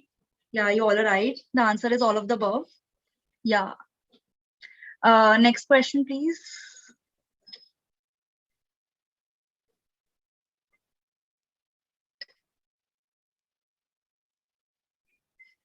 We can move on to the next. Yeah. So you all have to tell which of the following statements are true. First, not all individuals require every surgical procedure. Second, adequate period of hormonal intervention prior to surgery improves the surgical outcomes. And third, surgeon should inform the individual about the success rate and complications of various procedures carried out at their center so that they can make informed choices regarding their transition. So what is the correct option? Like which all statements are correct? You can write the answer in the chat box.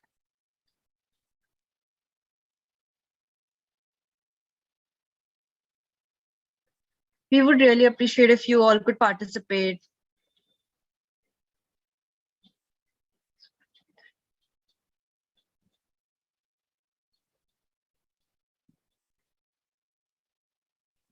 Yeah, so many of you have answered A, that is all of the above, and the answer is correct. It is all of the above.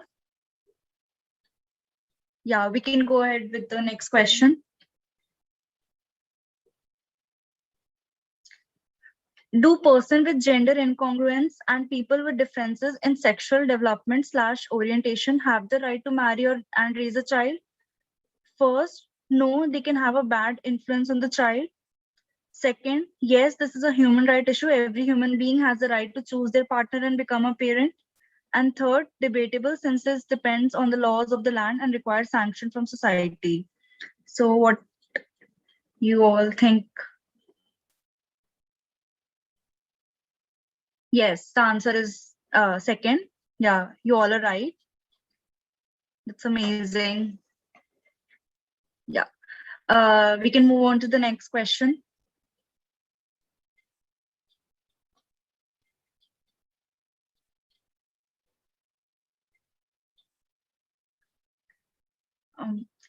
Next question, please. When should the discussion regarding fertility preservation be started? First, as early as possible. Second, before starting hormonal intervention. Third, before undertaking surgical intervention. Fourth, before initiating any irreversible gender affirmative intervention. Fifth, the gender affirmative care team should be mindful that the individual may change their opinion. Hence, this conversation needs to happen at each interaction. And sixth, all of the above.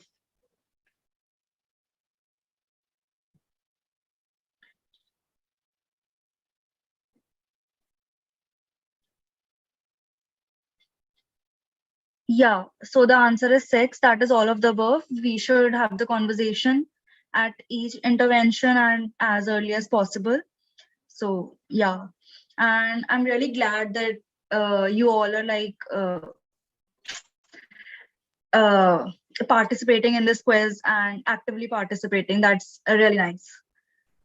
So I'll hand it over to Dr. Priya to continue with the roundtable session.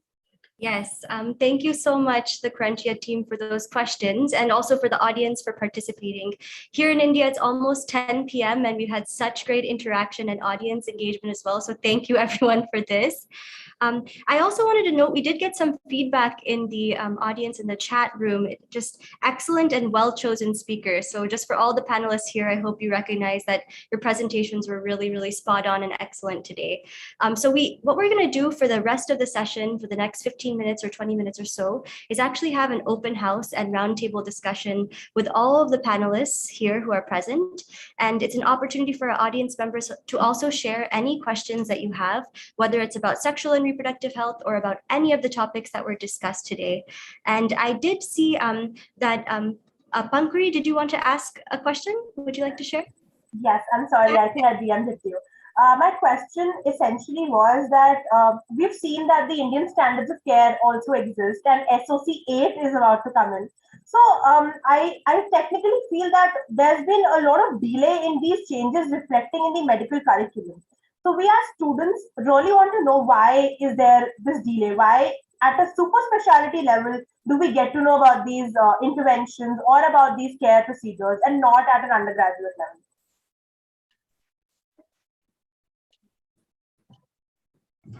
Yeah. That's a big question, and I think I almost heard two parts to it. So one is sort of why is there such a delay in updating the standards of care to reflect perhaps a more modern thinking about what they should be, what the standards of care should be. And to that question, Dr. Schechter might have inside input on this, but I think it's this has been a long process to update the standards of care, and I think it's because there are so many questions where we don't have strong research studies that give you one single clear answer, and so you end up with people of different backgrounds and different points of view that then have to kind of get together and agree on what the standards of care should be. And I think that has been a long process. I will also say that my understanding is that the upcoming Standards of Care 8, they are going to be a much more comprehensive set of standards compared to the previous version. And much more as where there is evidence, much more supported by the evidence than referencing the evidence. So it's been a very big project. I did hear you also allude to, why are we learning about it now as medical students and, practitioners? Why didn't we learn about this in undergrad or in high school or, in primary school? And I think that is a big societal question. And I will say that is a pendulum that is swinging on a societal level, really, at least in the US, to more and more exposure. And I think the fact that there's more discussion about transgender issues in TV shows and on the news, that did not happen 30 years ago.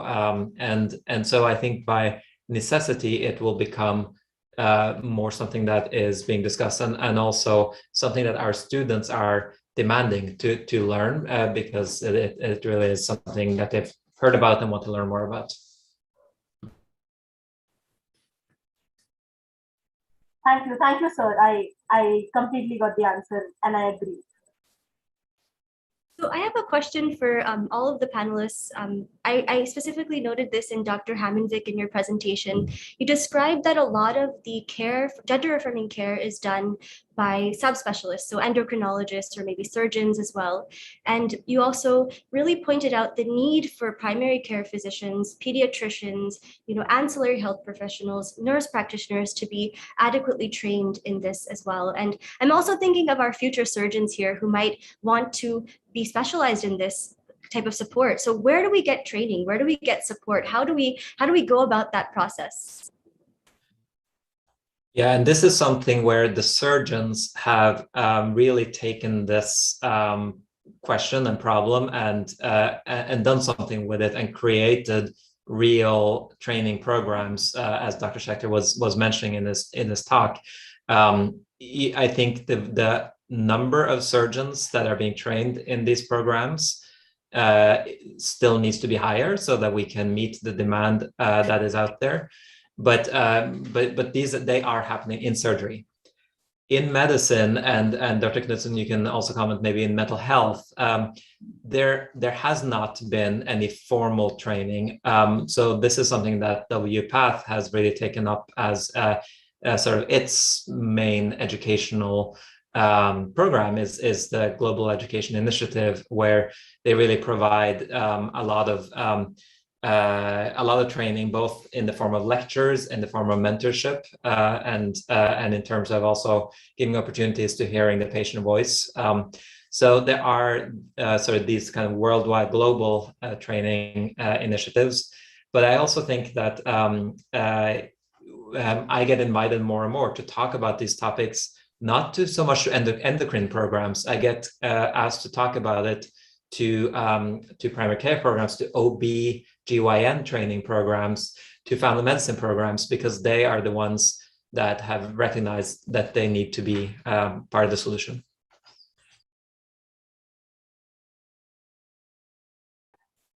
I just like to add that what we are seeing in India also, that now general practitioners are also becoming aware. Like, as I told, when I started my practice way back in 2008, that time we hardly used to have any inputs from general practitioners.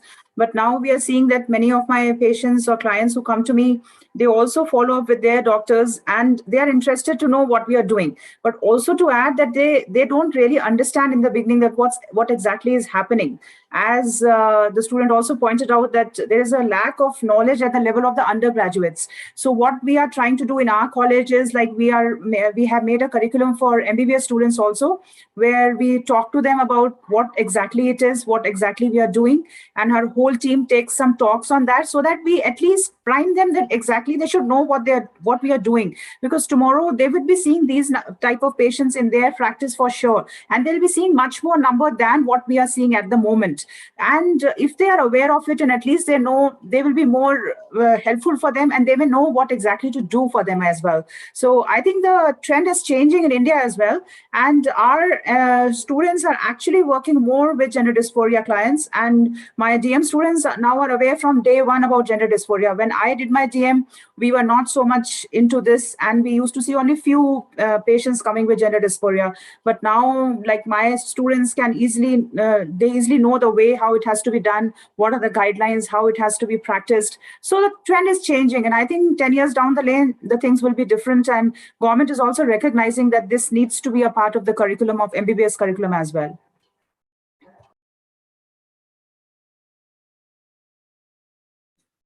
Thank you for those answers. I really appreciate it from our panelists. I do see a number of hands raised. So could we actually go to, I see Sheetal?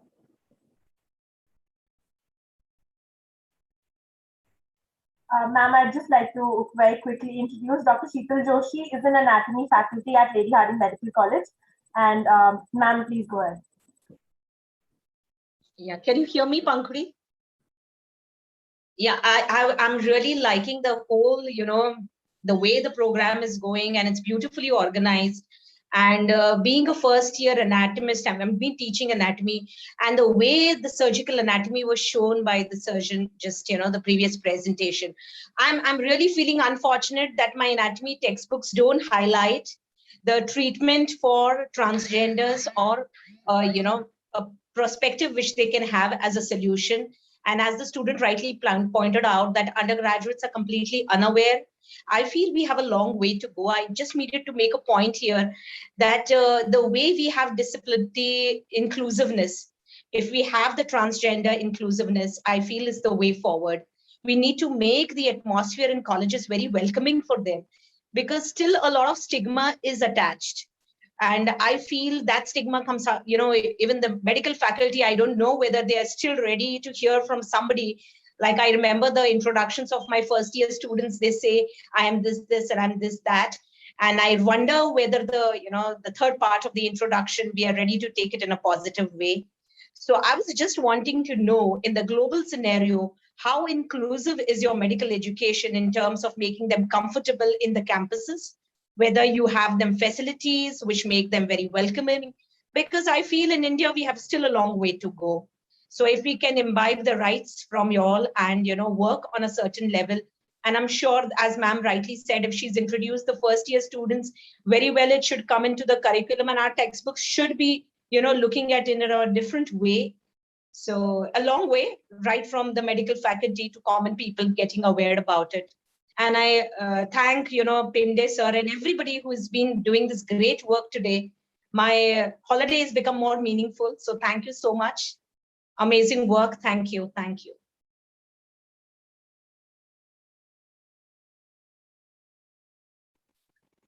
I request Dr. Gale to take on the question that ma'am asked.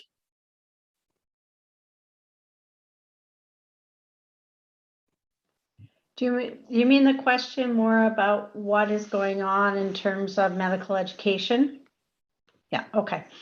Because there are a few comments in there. So I think it's, and Dr. Schechter and Dr. Hamdet can also kind of talk about a European perspective and an American perspective. In Canada, it depends on what medical school you go to. So Canada, as you know, is very large, and each province has its own kind of medical climate. And so each medical school or faculty kind of has their own program in terms of whether they are going to teach about trans and gender diverse people. So a few years ago, there was, I think it was about 3 or 4 years ago, there was a meeting that was held in Minnesota, and it was in Dr. Eli Coleman's program. And they gathered people from around North America that work in sexual medicine and transgender health. And they also did a survey of programs within North America, and they found that only 1 to 3 hours of the undergraduate programming in all of undergraduate medicine was to do with sexual medicine and transgender health. So we have such a long ways to go. As I said on the last program, I think we're a bit more fortunate in British Columbia where I live, and that's just because we have a sexual medicine program for many years, since the 1970s. And so we were able to have a bit more influence when they were changing the curriculum, that we have, some sexual medicine and transgender health programming, but not nearly enough, as Dr. Josie was saying earlier, not nearly enough. So thank you. I will just briefly also add, just on the part of like, how do we make our transgender students feel welcome? And, this is, faculty members in probably most medical schools are not on top of this, but the students are. So we have had a lot of student activism in our medical school here in Boston, that basically, we had silly things, like we had single stall bathrooms that were labeled male. It's a single stall bathroom, like this should not be labeled male. And so, those were changed to be gender neutral. And, we have had requests for including more content specifically on what we've been talking about today. So that's been done. But also, we have sort of made an effort of just putting in occasionally that, a patient presents with chest pain. Well, the patient was assigned female at birth, but is a transgender man. And it turns out that has nothing to do with the chest pain, but 5% or 3% or 2% or 1% of your patients will be trans, and so that should be reflected in our readings. So even small things like that, I think, helps kind of raise awareness and to some degree normalize the discussion on gender identity. I had one point, one innovation I wanted to share with the audience. Actually, at UCSF, we had in our residency curriculum, we had about a month of transgender medicine, which was really, really important. And I think it was extremely necessary, in fact, in our very first year of residency. And during that time, we actually interacted for several weeks with standardized patients. And so these were transgender and gender diverse individuals who would give us feedback. Are you actually speaking in a gender sensitive manner? How could you improve? And yes, I think doing those types of, being in those situations, having those experiences even earlier on, I think even before residency, is very important. But at the minimum, I think in residency, in all residencies, that should be a mandatory requirement for training. And I left that rotation. I think all of us felt we need so much more. This was nothing, we need so much more. So yes, I think that's something that I hope we can introduce in all of the medical colleges and all of the residencies in India as well. That would be great. So I think we have a question for Dr. Schechter that came from the audience and was sent to me. And it was really just wanting to know a little bit more about surgical training and how do we go about receiving training when it comes to gender affirmative surgeries. Ma'am, I'm sorry, can we talk to Dr. Kumkum? She has her hand raised. Oh, yes. Before this question, I'm sorry. Sure, go ahead. Well, I think let's have Dr. Schechter answer the question, and I was just going to make a statement. I don't have an answer. So let's go with Dr. Schechter first. Thank you, Dr. Kumkum, for your patience. Really appreciate it. Sure. Thank you very much. So to answer the question, probably to a degree from both US and perhaps European perspective, surgical interventions, gender-affirming surgery, it doesn't include one particular specialty. So it may involve plastic surgery, urology, gynecology. While there is probably an increasing exposure at the residency level in each of those fields, it's our opinion, or many people's opinions, that for the more complex procedures that generally involves either genital procedures and to some degree facial procedures, that post-residency training is recommended. There are a variety, a number of fellowships that have been developed both in the US and in Europe. They tend to be accessible to trainees from either plastic surgery and or urology. Now, there are also interventions, surgical procedures that are really an extension of what is done in standard residency programs. So for example, for top surgery, specifically breast augmentation or mastectomy, most, probably all residents in the US completing a plastic surgery residency will have some degree of exposure, perhaps not in individuals with trans experience, but will have exposure in varying degrees, either for cisgender women for these procedures. The evolution of that, or the extension of that to individuals with trans experience, the learning curve is much shorter than for the more complicated genital procedures. So from that perspective, educational offerings, seminars, I think people, observerships, going to visit a surgeon for a short period of time, surgical trainees can get up to speed pretty quickly on the more, quote, standard or routine types of procedures. Thank you so much for that answer. It was very, very helpful. And I know, Dr. Kumkum, thank you for your patience and waiting for us while you had your hand raised, and we'd love to hear from you as well. Go ahead, ma'am. Sure, I will. I think one of the students had a question about why it isn't included in the educational curriculum. And I just want to encourage the students, because I am an alumni from Lady Harding Medical College. And I'm very proud of the fact that our principal opened this meeting today.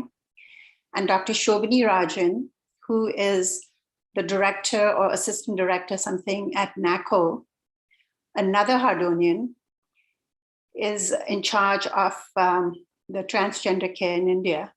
As you all know, that there's been a TPPR or some act that's been passed, and it has to be translated into action in India, and she's leading the effort. And one of the main things she is focusing on, among other things, is medical education. So it is coming. She cannot do it overnight. We've got a lot of medical colleges in India, but she's right on top of it. So all we Hardonians should be very, very proud that we are leading the charge. It's the right thing to do. It's human, it's compassionate, and good luck. Thank you. Thank you so much. That was a wonderful, wonderful way to close this session. But before we do that, we would love to actually pass on the baton to Dr. Sharma, who has been such an amazing strength, leadership, dedication, passion. I think all of those words really deeply describe Dr. Sharma. And I'll pass it to the Khurenshia team to introduce Dr. Sharma as well. Thank you so much. I really will, use that time that you're going to waste for introductions and go on to say thanks to each and every one of you who participated. The strength of this webinar comes from the students who participated. It is you who are going to take this subject of transgender health forwards. And it is you who are going to demand that this subject be introduced in the medical curriculum. And it is you who are going to learn this in your undergrad, in your postgrad, and as you go outwards to come back and do these courses in the Center of Excellence that we are working for to be set up in Delhi. And it is you who would be training others in transgender health. So thanks a lot to you people. And thank you to WPATH, to Dr. Gail, who went out of her way. We have been pestering her, almost, I think, every hour, it's so difficult to hold on and say, where's my speaker, where's my speaker? And such lovely presentations. You must take these down. These things you will not find in your textbooks. These presentations, we will be sending it down to you. These are learning stuff.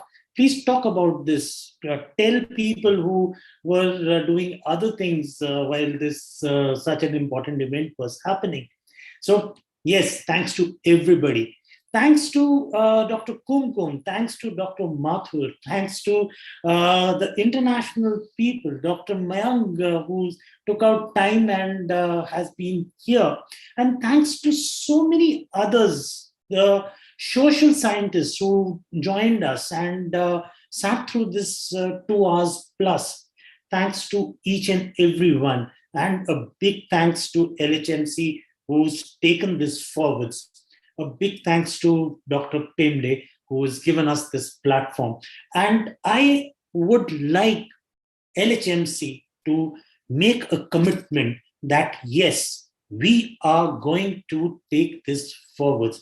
If we have started this, we are going to make sure that we are going to take it right to the people who matter, and we are going to make a change. We are going to reclaim our position of leadership as people who respected diversity, who put diversity on our temple walls. And yes, this is what we are going to do. But it doesn't end here. And I want you to remember 10th October, the World Mental Health Day. We are going to be coming back with our final webinar then. And we have titled it, Building Nurturing Environments. And mental health is all about building nurturing environments for all human forms. And we are going to be speaking not only about the changes that are coming up in SOC 8 in mental health, but we are going to highlight what we have already done in the Indian standards of care, where we have gone by saying that mental health is not restricted to the office of the psychiatrist or the clinical psychologist. It is something which is everybody's business. It is mental health which needs to be given at home, from school environments, from hospitals, and from places of work. It is mental health which has to be given by society. It is a commitment that each and every citizen has to make for each and every other citizen who walks or shares space with them. I will invite you to please block 10th October.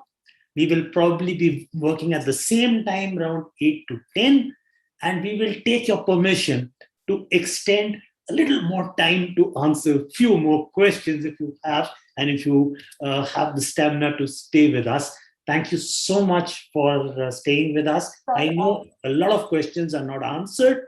We are going to take note of each and every question which is there in the chat, and we are going to reply. We're going to send it to the experts. We're going to ask them to reply.